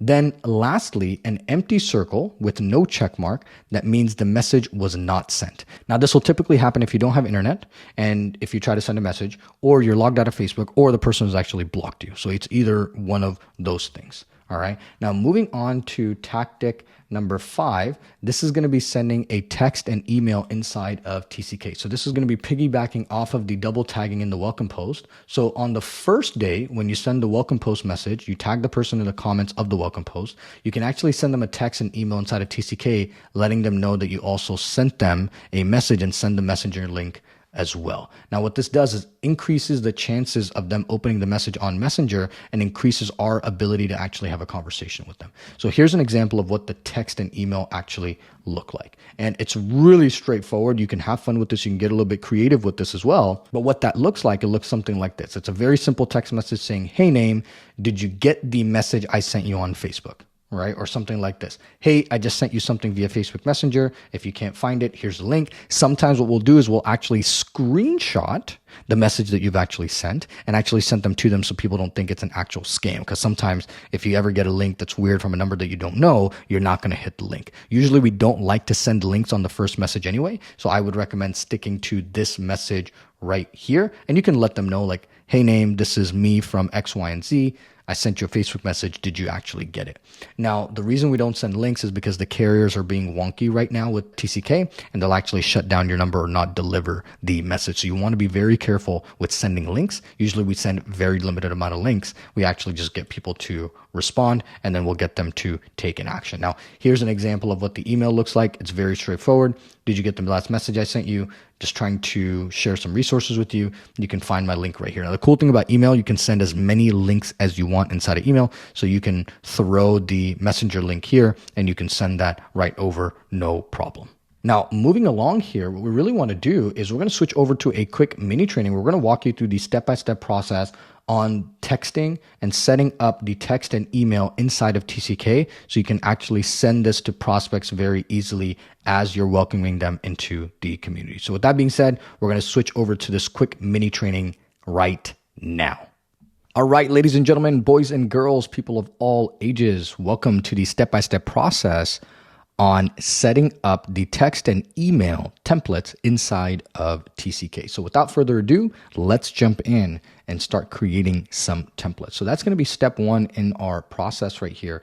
The first thing we're going to go ahead and do is we're going to go ahead and copy the text first. So that's what we're going to do. We're going to come right inside right here. This is the example text. Now you can create your text however you want to, but I'm going to be using the example text that we have provided to you right on top right here. All right. So I'm going to come in here. I'm going to copy this. We're going to copy right ahead. Then we're going to head over to TCK. So you should have your TCK opened up. Then the next thing we're going to do is we're going to head over to conversations. All right.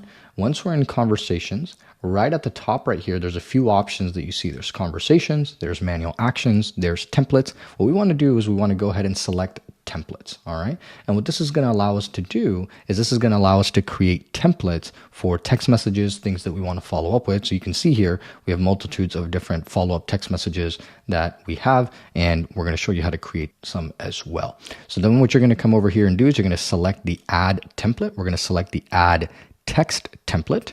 Then we're going to go ahead and add the message right here. Okay, so as you can see, it's not formatted yet, but we're going to go ahead and format it. The name of this, we want to go ahead and give this a name. We're going to call this text message day number 1 because we're going to send this on day 1. Then what we're going to go ahead and do is we're going to select the name field. Now, there's this table that's popping up here. We don't want the table to pop up here. So what we're going to do is we're going to copy this and we're going to delete the table. So let's copy this message and let's go ahead and delete that table, and then we're going to paste this here, and let's actually format this correctly. So you just want to make sure you're able to copy this, and then from here, where it should say name right here, guys, we're going to go ahead and select that name, and then we're going to select custom value. Then we're going to go over to contact and we're going to select username. And the reason we do that is because notice how it says, hey, contact first name. It's going to auto populate the first name of the individual right here. So we're going to keep this really simple for right now. Then we're going to select save. Okay. And then we're just going to go back and actually test this out. So you can see here, text message day 1. We're just going to select this edit button if you ever need to edit it. And it looks pretty good to me. I just don't like the space there, and we're going to add the space. Okay, so it looks a little bit weird there, and we're just going to eliminate the space here, but we'll keep that there, and I think we should be good to go. And then we're going to go ahead and hit save, and now we're done with text message number 1. Now, if you wanted to do that for email, let's go ahead and come over here. I see what the problem was. We went ahead and copied it the incorrect way. We copied too much of it, so you want to make sure you copy it this way. You're going to copy this, right click, copy. And then we're going to come over to add a template. We're going to go ahead and select add email template. Now it's going to give you a little bit more options here. We're then going to come here and then we're going to paste this in here. Now it's going to give us a little bit of weird spaces. That's okay. We're going to select the name. We're going to do the same thing, custom values, contact, and then we're going to select first name. And it's going to auto-populate the first name every time we send it. All right. Then we're going to go ahead and put a name to this email. We're going to call this email day number 1, right? Or you can call this day number 1 email. All right. Then the subject line is, you can actually have fun with this. So if you wanted to actually take the individual's name and you can actually paste that in the subject line as well and say, did you get this? Right? And this way, and I don't even like to properly punctuate that, you can do that way right there. So they see their first name in the subject line and it's actually saying, did you get this? They're actually going to open it. And then you can come in here and actually paste the messenger link that you wanted to paste in here. Then if you wanted to create a test of where it's coming from, you can actually do that as well. Then you're actually going to go ahead and hit save. And now your email is actually set up as well. So now you actually have the email and you have the text message as a template. So now that we've actually created the templates inside of TCK, the next thing we're going to go ahead and do is we're actually going to find the prospect's email. All right, because this is what's going to allow us to actually send them the text messages. So the first thing we're going to do is we're going to open up Facebook and then head over to the group that you are using. So for this group, I'm going to be using the Pinnacle Man Project group, right? Then let's say I'm in the welcome post. So let's go ahead and head over to the welcome post. And for this example, let's say I'm going to be sending this message to Joe Fuller. Okay. So Joe Fuller is somebody that we tagged, and this is somebody that we want to get a message to. So what we're going to do is you want to find the person that you want to send the message to. So let's say you're obviously sending your welcome messages to these individuals. Then you're going to select Joe Fuller. And what it's going to do, it's going to take you over to their profile page. And this allows you to see their engagement, what's happening with them, what's going on with them. Then right here in the corner, I'm going to show you in just a second, you'll be able to see an area that says membership questions, right? And then you want to select view answers. Then what you'll be able to see is you'll be able to capture the email that they use to opt into the group. Okay, so we're going to copy that. So we're going to come here. We're going to select copy. Then we're going to head over back to TCK. Then anywhere inside of TCK, you can actually hit Command K. Okay, Command K or Control K, and you're going to paste the email. And what you're going to see is that based on the email, because we're searching that email, the individual is going to pop right up. Then we're going to select the contact. It's going to take us to the contact record. All right. And then what we're going to go ahead and do is we want to go ahead and select the template. So at the bottom here, you can select SMS or email. Then you're going to select use a template. Then here you can select if you wanted to use the text message, or you can select the email that we have created. We can also find it here. If you're having a hard time finding templates, you can just type email and you'll be able to find it. So it's like day 1, right? You can see the text message. So if I wanted to select the text message because it's showing up, I can have the text message right here. I'm going to select text message, and then I'm going to go ahead and select use template. And guess what? That template actually shows up right there for me. All right. Now I have to actually press send. It's not going to press send. So you can actually go ahead and press send if you wanted to. I'm not going to send it. Or you can actually press the schedule button and you can actually go ahead and schedule it to whenever you want to. All right. So that is how you actually send text and email using TCK to your existing prospects. So that was the exact training on how to do that. So remember, go ahead and create the template first. It's going to make your life 10 times easier. You can also create this into a workflow. We find that templates are a little bit better because sometimes the system will have a confusion between workflows. So they'll respond to one workflow, but they're going to keep getting the response to the second one as well. So it's easier to just send them a template message because we're going to be doing this for the next 3 or 4 days. So you can go in, you can create a template for multiple days. And what that's going to allow you to do is that's going to allow you to have your messages ready to go. It'll take you 2 seconds. You can also copy this and send it over to the other people's contacts that you wanted to send it over to. So if you have a list of people that we're actually sending this to, which is all right here, you can actually go in and just hit them with the template that you need to hit them with so they actually respond to your Facebook message. So with that being said, ladies and gentlemen, that is the step-by-step process on how you set up the text and email templates and use it inside of TCK, and how you actually find the prospect's email to actually send them the text message. So with that being said, we're going to wrap it up here, and then we'll catch you back in the main training.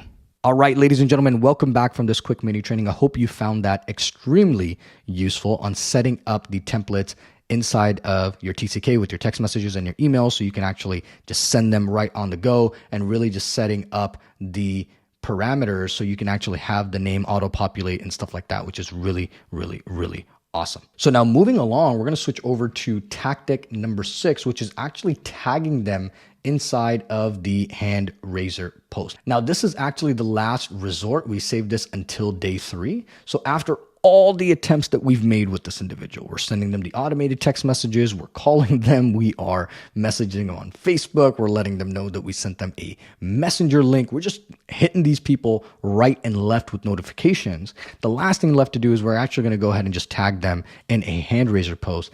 Preferably, you want to tag them in an indirect hand raiser post, because that's going to allow them to get a little greedy and they want something like a freebie, because everybody wants something for free. And that's going to allow you to actually engage with them in a conversation. So here's what that would actually look like. So here's a indirect hand raiser post. Hey, we're releasing a free training on X, Y, and Z. And then if I wanted Coach Yassine to actually respond, I'm going to actually tag him in here and go, hey, Yassine Arshad, want me to send this over to you. So I'm going to tag the individual, and then I'm just going to say, want me to send that over to you. And what that's going to happen is they're going to see the notification. They're going to read the post. Most likely people are going to respond. And that's usually what happens, because everybody wants a freebie. And then you're able to actually start the conversation with them. And then you can actually go back, and when you reply here, you can reply with your m.me link, right? Your messenger link, and actually get them to open up your message. So now let's actually walk you through putting it all together, and you understand what that actually looks like, because now you understand the exact tactics. Now let's actually show you where it comes into play. Okay, so day number 1, I know it might seem like a lot, but you're going to get used to it. It just becomes a system and it's replicable. Okay, so day number 1, you're actually going to be tagging people inside of the welcome post using your business page. Then you're going to be double tagging them in the welcome post, right? So you have your welcome post right here that the business page tags, and then you're going to be replying to that, and that's the double tag. Then you're going to be sending the welcome message to everybody that's been tagged right here, which is really awesome. You're going to pick out the people to send friend requests to. You're going to comment and react on their profile if you're able to actually do that. Then you're going to text and send emails, either one of those two, to the people that you send messages to. So that's just on day 1. I know it's a lot, but you're going to get the hang of this, and we're going to create a system around it so it makes it very efficient. Don't worry. Then going into day 2, you're going to actually do another welcome post tag, right? So if they have not responded, then you're going to actually tag them again in the welcome post. You're going to resend the welcome message if they accepted your friend request. So if the friend request is accepted, then you're going to go ahead and resend the welcome message. Then you're going to text and email them again, right? It can actually literally be the same message. It does not matter. You can get a little bit creative with it. Then day 3 or day 4, usually we like to give a break. So that's why I would recommend going day 4, so people just don't feel bombarded. Then you're going to be texting and emailing them as well. And then you're going to go ahead and tag them in a hand raiser post. Now, from these setter processes, you can remember that this is actually happening on top of the 7 to 10 automated sequence emails that they're actually getting, and on top of the 6 touch points that you're going to be making in the first 3 days. So this is a lot of outreach to an individual to make sure that they can actually start and have a conversation with you. And this is what's going to allow you to start getting clients on demand right away. So really walking you through this entire process, we go ahead and we have triggers from the content that leads to messenger conversations, that then leads to quick chats, follow-ups, or strategy sessions. It depends, right? And this entire process is actually led by our Facebook Messenger, because we're actually building rapport and having conversations with people inside of Messenger. Now, a really quick reminder for everyone, okay? Are these the only tactics, right? Are the 6 tactics that we shared with you, are those the only ones? I just want to remind you, no, right? Those aren't just the 6 tactics. There's going to be things that you're going to test and you're going to try and you're going to make things better. These are just the things that we've used, that we've tested, that we've perfected over and over and over again, because we put so many reps in. That's why you should be innovating and testing constantly. That's why it's one of the best practices and one of the rules and the mindsets that you need to have is you need to be a constant student, and you need to be a student of growth, and you need to be a student who's learning and progressing and challenging yourself and reflecting on what it is that you're doing. So that way you can take your learnings, make them better, compound upon them so you can absolutely crush it. So with that being said, ladies and gentlemen, that wraps up our section on how to get the messages opened. Now, if you have any further questions or if anything seems confusing or it just feels a lot of moving parts or you need help actually organizing it, that's what the student community is for. The student community is not only there for you to interact, but also ask for support, but also share your wins. So if you find a way to get people to open messages, share that in there. If you're having a hard time organizing this entire process with your schedule, share that. That way we can actually come in there and actually provide support and make sure that you're actually being successful with this. So if you have any questions about this section or anything that we covered, please go ahead and let us know inside of the student community, and we'll catch you guys in the next training section.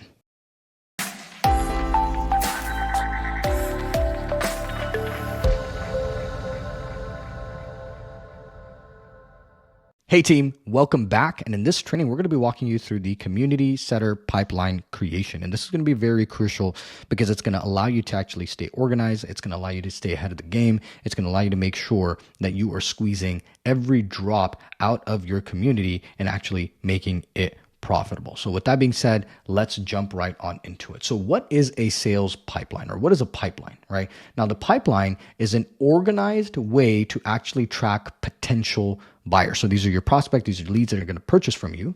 And so it's a way for you to actually track progress and see where different people are in different stages of their journey. Now, leads and prospects are going to move from one stage to the next, and you're going to see visually what that actually looks like. And this is going to allow you to see and help them maneuver through the sales process. Now, this pipeline that we're going to create is going to be specific to the community. However, this framework or this process applies to any sales process. You can actually build a pipeline. Some of the large organizations build sales pipelines so they can actually see what they're projecting. Right? And that's the next thing that a pipeline really allows you to see is that where are my prospects? Where are they coming in? Who am I going to be bringing in? That way you can actually know that, hey, these are the clients that are about to sign up. These are the people that I need to follow up with. And it makes your life very, very, very easy. And what it does, it makes looking at your entire sales process and all the steps, it makes it easier because it breaks everything down step by step. And another great benefit is making sure that no one actually slips through the cracks. And it makes following up with prospects much easier, right? Because what we've found is that sales can sometimes feel like you're talking to hundreds of people at the same time, and it feels like they're all over the place. And what the pipeline actually does is the community pipeline will allow you to manage the overwhelm so everything's neat and tidy. You know exactly where everybody's at, so you can continue making progress. Now, what the pipeline is going to allow you to do is going to allow you to manage the overwhelm so you don't feel like you're pulling your hair out. And it's going to help you keep everything neat, keep everything tidy, know exactly where your prospects are, who you need to follow up with. That way, everything stays organized and nice and tidy. Now that we've done a quick recap of the pipeline, let's actually go switch over to a quick mini training. We're going to walk you through the step-by-step process on how to actually create your pipeline inside of ClickUp. So with that being said, ladies and gentlemen, let's switch over to the quick mini training now. All right, team, welcome to this quick mini training. We're going to walk you through the step-by-step process on how to create your community pipeline. And this is going to make your life 10 times easier once you have this. Now, it's going to be a process to create this. It's going to take a lot of fine details. So make sure you hang along with me, buckle up, because this is going to be a ride, but it's going to be a very organized and fun ride, because once you do this, it's going to make your life 10 times easier. So the first thing we want to do is we want to go ahead and open up ClickUp.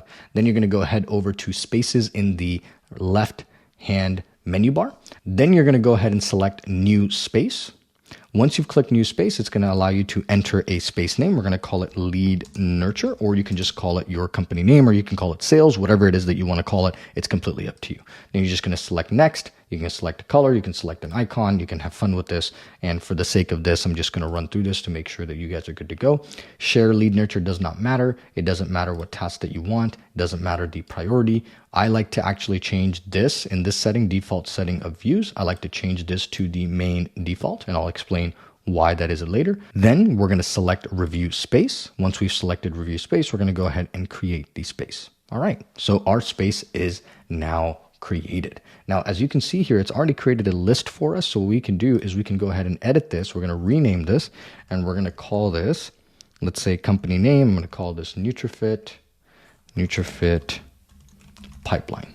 Okay, so I'm going to call this the pipeline. This is going to be the community pipeline. You can call it community pipeline, whatever it is that you want to call it. So if you can just hit the three dots, select rename. If I wanted to call this community outline, I can go ahead and community pipeline. If I wanted to call this community pipeline, I can actually do so right then and there. So once you've done that, now it's time to actually create the categories. Okay, the easiest way to create the categories is going to be in the list section. So you're going to see this menu pop up. We don't really care about this menu. We can exit this out. Then we're going to head over to the list section. Okay, now once we're in this list section, the first thing we want to do is we want to create a test task. Okay, then once you've created this test task, the next thing you're going to go ahead and do is you're going to select this add column section. Okay, we're going to select add column, and then we're going to select drop down. Okay, now it's actually going to let us auto populate a lot of things right here. So the field name we're going to call is stages or pipeline stages. If you want to be a little bit more fine details, you can call this pipeline stages. And now we're going to start auto populating all of the options. Okay, and this is where you can see all of the options right here. And this is where we can go opening messages. Okay, then we're just going to select add column. Now, if you wanted to add a color to this, you can add a color. So I'm just going to select the very simple colors that they give, just so we can keep it color organized. And then from there, you're going to select add column. All right, so that column has been added. The next thing you're going to do is you're just going to select the opening message. Then we're going to head over to board right up here. Then you're going to head over to group by status. Then you're going to select custom field, and you're going to select pipeline stages. Okay, once you do that, it's going to show up the pipeline stages, and I'll show you what that looks like in just a second. Then we want to go ahead and hit save. So that way this becomes the auto saved view. So every time you go on here, it's actually going to show up all of your pipeline stages. Now going back, we're going to need to make some edits to this. So as you can see here, we're going to come over here. We're going to select the pipeline stages, right? You just select that, you go edit field, and now we're going to add on to these stages. Okay, so the next one we're going to go ahead and do is we're just going to copy this from here, messenger script, and we're going to paste it into here. Now what I'm doing is I'm doing Control C or Command C. You can use whatever it is that you like. You can copy it using your mouse. It's up to you. Add the color that you want. Now I'm going to actually do a few at a time to make sure they're actually being in order, to make sure that we are set up for success. Then I'm going to hit save. Okay, and then we're going to go to board. And as you can see, these options are showing up for me. So this is a good sign. Now I'm going to go back to list. I'm going to select the pipeline stages. I'm going to select edit field. Now I'm going to keep going. Okay, so we've got about 17 fields that we're going to populate. So we're going to go reply today. And then we just select the next color that is in the area. Okay, and we just keep going. Then we're going to select day 2. Then we're going to add a color, which is pink. And then I'm going to keep this really simple. I'm just going to type this, day 3. All right, and we're going to add a new option. We go day number 4. We go day number 5. And then we go day number 8. All right, and then the next one, we're going to go asked for call. So we're just going to copy this, bring it over here. I know it seems like a lot of columns, but all of these are going to come in handy because you're going to be able to utilize these and be able to track your data with who is where inside of the pipeline. Oops. So let's copy this. Let's go add new option, upcoming QC. So we should have 13 options by now, and it's okay. I know it seems like a lot, but all of these are going to come in handy. Now, we're setting this up baseline. So as you set this up and as you start using this and you realize you don't need this many options, you can go ahead and edit the fields and remove them. But this is what we have found that has worked best for us. And after we've done the community strategy, having a pipeline like this is very, very, very crucial. So let's go ahead and copy this qualified lead follow-up. And we should be ready to rock and roll with our options. So I'm going to go ahead and select the color. So the last one I selected was here. And I just keep moving along the colors. I'm not very selective with it. You can be selective because you'll have a little bit more time as you're kind of building this out. I'm just going along and selecting the next color that comes up. So it looks a little bit pretty and you guys can actually see what that process actually looks like. So they've got a ton of colors. I'm just going to go ahead and go down the list and select every single one of them. So that way the selection process for me is not very difficult. All right. So as we're done with this, we're going to go ahead and hit save. Then we're going to go over to the board view and we're going to make sure that all of these options show up. So if you want to collapse the sidebar, you can absolutely do this. And then you just want to scroll to make sure that all of the options are in order. So you want to make sure that it starts with opening message. All right. You want to make sure that it starts with opening message, because if it doesn't start with opening message, then we actually have a problem, because we don't want this to go the other way around. We actually want this to start with opening message. Now, if you want to collapse this, it doesn't really matter. So you can come here, you can collapse this column. We don't really care about that column. We only care about all of these columns. All right. Now, once you have designed your scripts, okay, once you've actually created your messenger scripts, you're actually going to paste them inside of here. So this messenger script right here will come into here. So for instance, you can come here, you can go welcome message, and then you can come inside right here. Let's go ahead and refresh this to make sure it comes up, because sometimes it can be a little bit slow on the showing up on this side of things. If it doesn't show up, you can actually go back and go over to lists. And if it still doesn't show up, then you just got to give it a little bit and it'll actually show up. Here it is. Then what you're going to go ahead and do is, once you create this, you're going to come in here and then you can actually paste the message in here. So if I'm able to actually go back and find the welcome message. So let's say this is my welcome message. I'm going to copy this and I'm going to paste it in here. All right, so that becomes my welcome message. And now every time that I'm going to go ahead and work my pipeline, I can just come back and copy it from here, and it makes it very easy for me to actually do so. All right, and that's the reason why we build everything out in here. So you would build out your messenger script. So you have your welcome message, you can have your hand raiser welcome message, you can have your question 1, you can actually have your question 2, you can actually have your question 3 in here. Then from there, you're going to actually build out the ask for a call. So what you're doing is, now you've broken up these messages into segments, so you can come in here and copy these at any time and switch them up and really make the changes as you need. Then it's ask for a call. Then it's the schedule QC, right? And then you can also have right here, send resources, and then you can make a list of all the resources, have the links ready to go, have the message ready to go as well, right?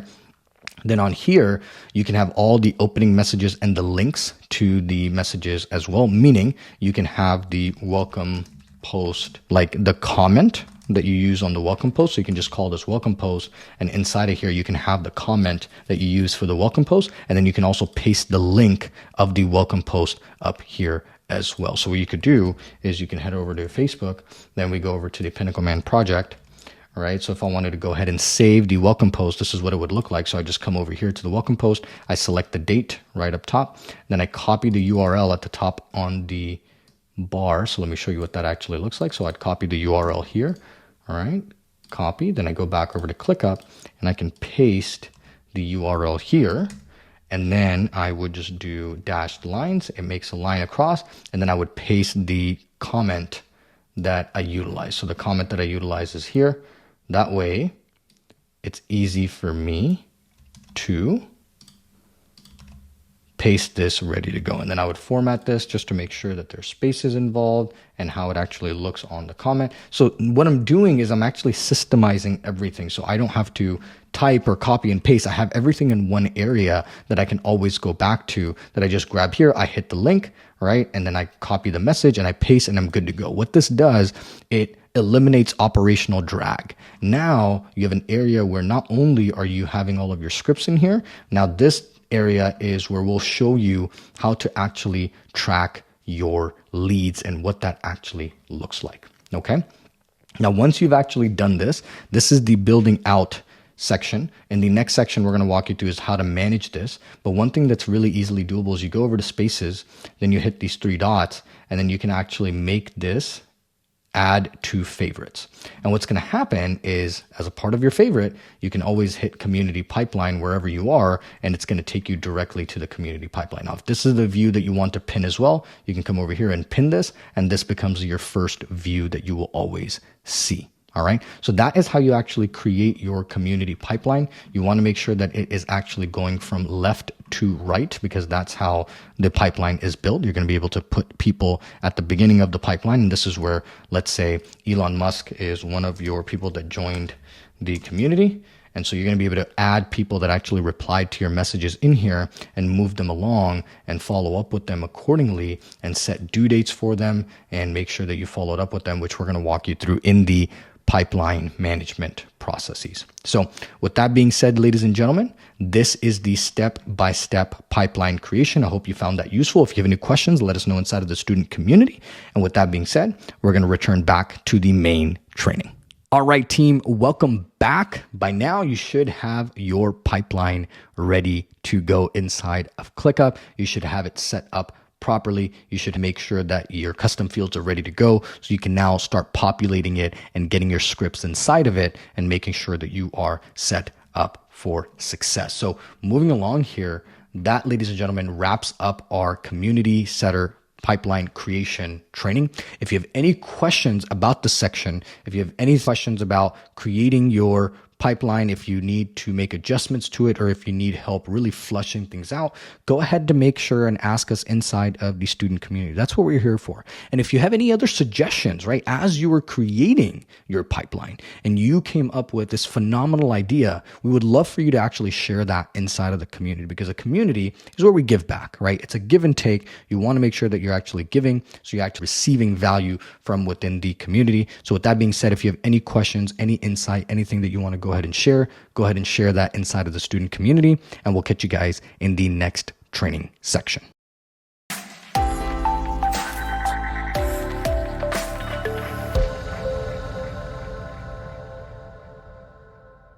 Ladies and gentlemen, welcome back. And now we're going to jump into the community setter pipeline management. All right. And what this is going to allow you to do is this is going to help you manage the pipeline that we just created in the previous training. So that way you can actually know where everybody's at, how that process works, how to set up the due dates, and make sure that you are set up for success. All right. Because now that you've created the pipeline, we're going to walk you through the best practices of how to actually manage your community pipeline. What are the best practices around that? How do you exit people? How do you follow up with people, setting due dates, really making sure that you are set up for success in that arena.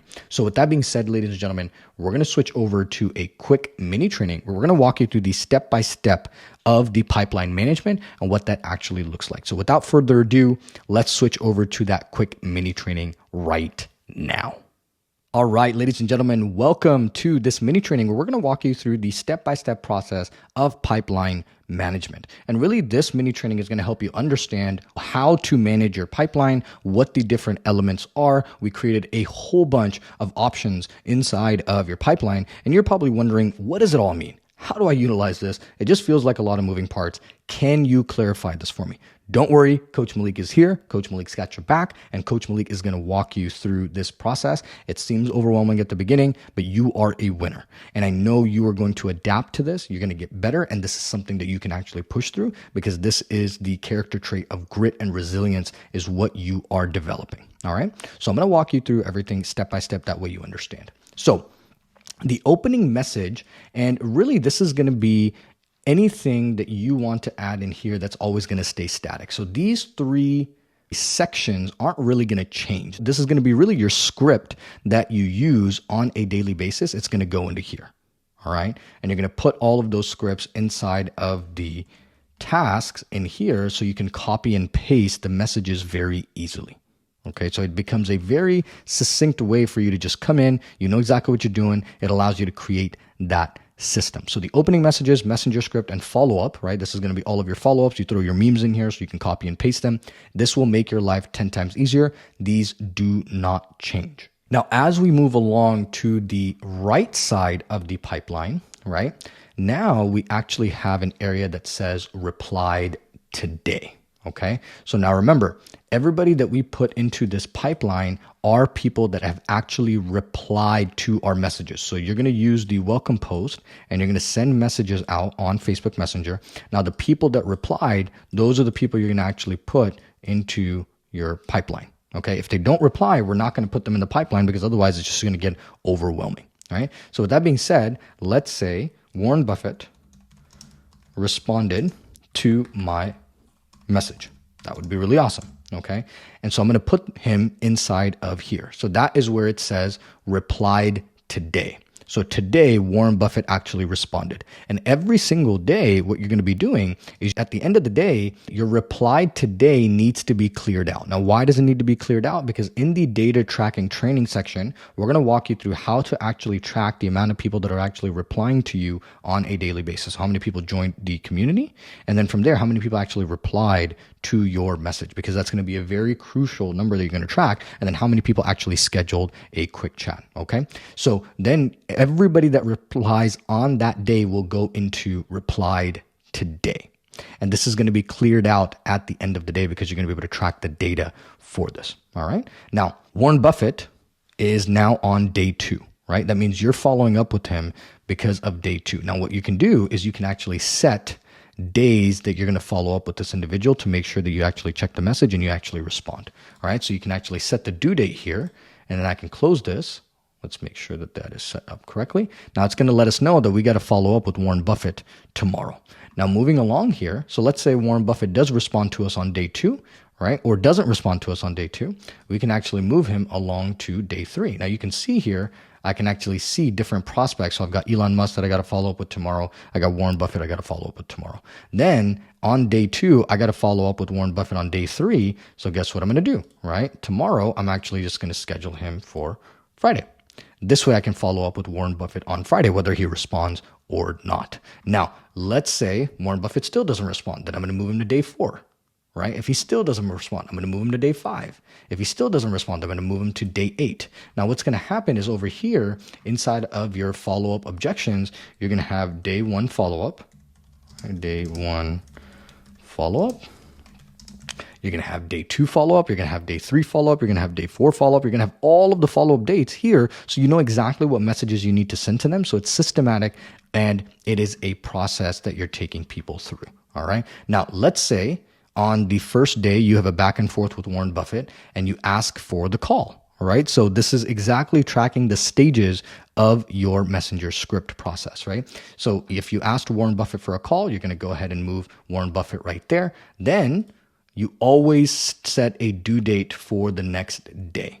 Okay. So if you ask Warren Buffett for a call, then you're going to set the due date for the next day, because the next day is when you want to follow up with Warren Buffett, because you want to make sure that he actually schedules a call or gets back to you. If he doesn't get back to you, then you continue following up, and then you can actually place him back into the days that you're going to follow up with him as well. Then from there, if you sent him a schedule link, so he's busy, you sent him the calendar link, and then again, you can change the due date of when you want to follow up with him. So if you sent him the calendar link on a Wednesday and you want to follow up with them on a Thursday, you can set the calendar time, and then you come in here and you can just see, okay, these are the people that I got to follow up with today. All right. Because if I set the time to today, you'll see it'll show red. So you can just go through your pipeline and follow up with people that are today. Right. Then if I went ahead and scheduled a QC with Warren Buffett, I'm going to put him in QC. Now, this is different because this is QC scheduled today, right? QC scheduled today. And this is just like the replied, right? This is very similar to replied today. This has to be cleared out every single day. Why? Because we want to make sure that we can track how many community members came into our community, how many of them actually replied, and how many of them actually scheduled a call today. Okay. So at the end of the day, just like you replied, you're actually going to count the number of people that scheduled QCs today, or you can do it the next day or in the morning of, before you actually start reaching out to your next batch. And then you can actually track that number and put that in there. And then once you're done, you just put them into upcoming QCs, because those are going to be the ones that are coming. Now, let's say somebody wants to reschedule your QC. Then you move them into that pipeline stage. Now you can visually see where everybody is actually at within the pipeline. Okay. Then if you actually schedule a SS with them, you can go ahead and schedule the SS, and you can remove the due date, because obviously you have a SS coming up. Then from there, if you're like, wow, I actually sold that person, sweet. If you sold Warren Buffett, you can go ahead and put them in here so you can actually see the list of people that you've already sold. Now, let's say Warren Buffett is not ready to buy, but they're a qualified lead. What does that mean? This is somebody that you're going to follow up with every 2 weeks, 3 weeks, 4 weeks, and this is somebody you want to follow up with on a regular basis. So let's say I want to follow up with Warren Buffett in 4 weeks. I just go over to the 19th of the next month. Then I go ahead and just add. Now it's going to let me know that I got to follow up with Warren Buffett on May 19th, right? And then last but not least, this is an empty field. You can leave that in there. If you wanted to create additional ones, you can go ahead and create like 30-day follow-up, 60-day follow-up, 90-day follow-up if you wanted to get really granular. But usually just approaching it from a qualified lead perspective is very easy as well. So if we were to zoom out, what this would look like is, and I know I'm zoomed out a lot right now, is that you have a clear understanding, and obviously this is going to be filled for you. Everything from replied today to the end is going to be filled with people, and you'll know exactly where everybody's at, who you need to follow up with, who you need to bug to get a response from. And this is going to allow you to very clearly see your pipeline and what stages everybody is in. That way you can monitor people, you can follow up, and you can be very strategic with this. So with that being said, ladies and gentlemen, that was the mini training on pipeline management. If you have any questions regarding this, go ahead and reach out to us inside of the student community so we can clarify this, we can break this down. If you have any issues setting this up inside of ClickUp, please let us know so we can help you out within the coaching calls as well. So with that being said, that wraps up our mini training. And now back to the main training. All right, team, welcome back from that quick mini training. I hope that was extremely helpful to help you understand the entire pipeline management system, how it actually works, how you can set due dates, how you can move people along. And I hope this is going to really help you in your journey of being able to consistently prospect and make sure that your leads are actually being utilized so you can actually squeeze the most juice out of your community and get your clients the best results, because you're able to actually get clients onboarded and sign people up right away. So I know that was a quick one, ladies and gentlemen, but we're going to wrap up here. So if you have any questions about the section or anything that we discussed, make sure to go ahead and ask us inside of the student community, and we'll catch you guys in the next training section.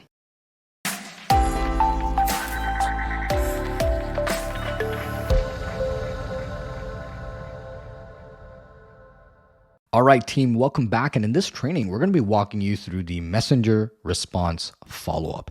And the messenger response follow-up is really a process that we have come up with where when we were running the community center processes, we had this follow-up system for 8 days where we would actually follow up with our leads.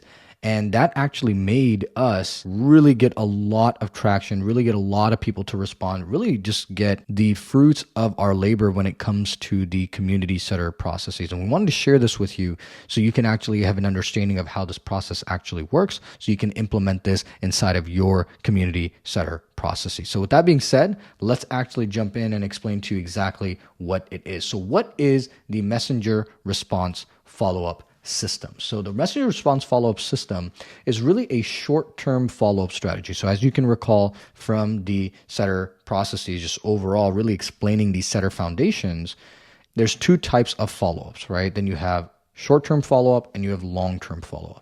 Now, the short-term follow-up is used to get people engaged in the conversation within the first 4 to 8 days of them joining the community. Now, this process spans over the course of 4 days, and the goal is to get people who have replied to the welcome post, right?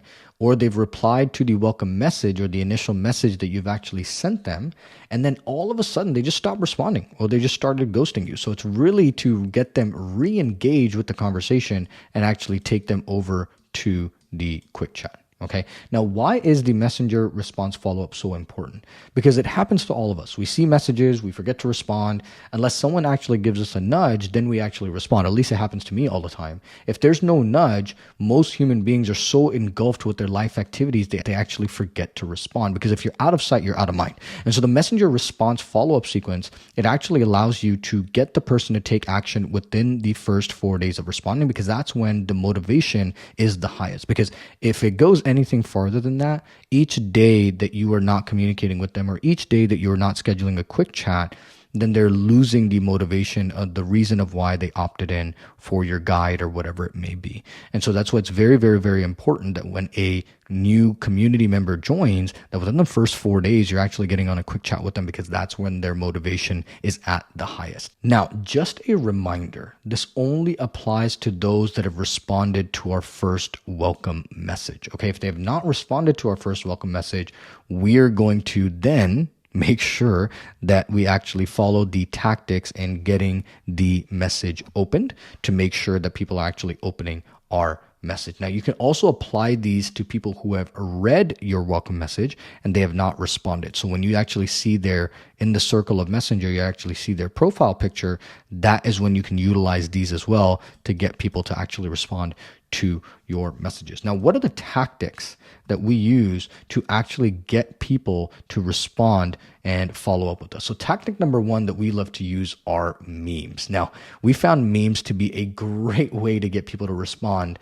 because it just makes you funny and makes you different, because most people are just trying to sell them while you are actually showing your personality and making people laugh. Because I found humor in sales is one of the greatest tools. So here's some of the memes that we use to actually get people to actually respond. This is my favorite one, and I'll usually send this one on like day 2 if I don't hear back from somebody, or if I see somebody who has read my message and has not responded to me. So I'll send this Karen one over of my reaction being left on read. I love this one. And then usually like 3 or 4 days in, if they still haven't responded, this is me waiting for you to text me back. I'll send that one, and I'll probably send a message saying, hey, if you don't hate dogs or puppies, send me a text message back. So these get really fun. You can get creative with these. You can make your own if you wanted to. But what we're going to go ahead and do is we're actually going to go ahead and share our memes that you can utilize that we have found success with. So you can just click this link right here and you'll be able to find all of the memes that we've used, and you can create your own if you wanted to. Again, don't be a remote control student, and be resourceful and find things that you can utilize as well that serve your personality.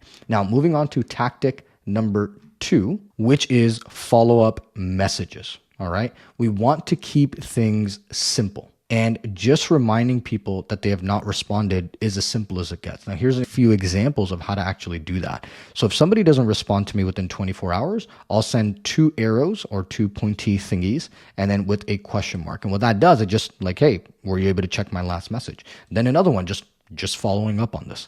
Or I'll send something like this, like name, I totally get it. My inbox gets flooded with messages and I forgot to respond. Did my last message come through on your end? Notice how I'm asking a question. I'm just getting them to say yes or no. I just want them to actually respond. Now, the best way to do this is to actually combine these 2 tactics together, where you actually are using follow-up messages and memes simultaneously. So really quickly, what I want to walk you through is what a process would actually look like over the course of 8 days and how we would actually approach it. Okay. So this is my process. If you want to actually take this and actually apply it, we'll actually show you how to build this out in your pipeline. That way you're actually able to utilize this as well. So on day number 1, so let's say the person, we send them a welcome message and they respond and they just stop responding. So on day 1 of follow-up, I'm going to send this, which is 2 arrows and a question mark. Then if they still don't respond to that, the next day, I'm going to send them a meme, right? And it's usually probably going to be my reaction to being left on read, or you forgot to reply, or it's going to be you good meme, because that means that if this person has read my message and they haven't responded, then I'm going to send them this. But if they haven't read my message, then I'm going to send the you good meme. Usually that's my go-to. Then day 3, I'm actually going to lay low. I'm not going to say anything. I'm going to skip it. I'm going to set a due date for day 4. I'm going to skip a day and set a due date for that in my pipeline. Then I'm just going to say, hey, just tagged you in something that might help you. Now, this might correspond with you tagging people in a hand raiser post, but you can go ahead and tag them in another hand raiser post, which will be really cool, and just let them know in messages, hey, tagged you something that might help you. Did you get it on your end? You can ask a question. Day number 5, right? You can see here, I'll send another you good meme. I'll send another meme. Then day 6, I'm going to lay kind of low. So you can see my theme here. I give 2 days of hardcore. Then I lay low on the 3rd day, 2 days of hardcore, lay low on the 3rd day. And then it's really up to you if you want to lay low on another day, or you can go ahead and actually close out the convo, because by day 7 or day 8, if the person has not responded, they've lost interest, or they're just really busy, or they're not checking their messenger. Okay. And so then you just hit them with like this. Hey, name, seems to me that you don't need our help or resources. I will go ahead and close our support chat. And I've learned this from customer support, because when you want people to close out your support chat because you haven't responded to them, you quickly want to respond and you're like, no, no, no, don't close out the support chat. It's a weird reaction. And then you ask, is that fair? And then when you're ready to grow online and want us to point you in the right direction, let us know. So when you're ready to take whatever action that you want to share with them and want us to point you in the right direction, let us know. So you can tweak this a little bit, but this is a message that I use to actually close out the messenger conversation. Right. So this is what a 8-day follow-up sequence would actually look like, using a combination of message follow-ups and a combination of meme follow-ups. All right. So with that being said, ladies and gentlemen, that was the messenger response follow-up training on how to actually execute that. If you have any questions about this section or anything that we discussed, or if you come up with your own formula for follow-ups, we would love for you to actually share that with us and share it with the other students inside of the student community. Because remember, the community is for you to give and you take. And so if you're coming in there, you're asking questions, share some of the stuff that you're coming up with, share some of the things that you're actually testing, share the things that you're actually trying and what's working really well for you. Because if we actually provide to the community grows. And as the community grows, more of us get better results. We test more things out and all of us are able to grow together. So with that being said, ladies and gentlemen, that concludes this training section. If you have any questions, let us know inside of the community and we will catch you guys in the next training section.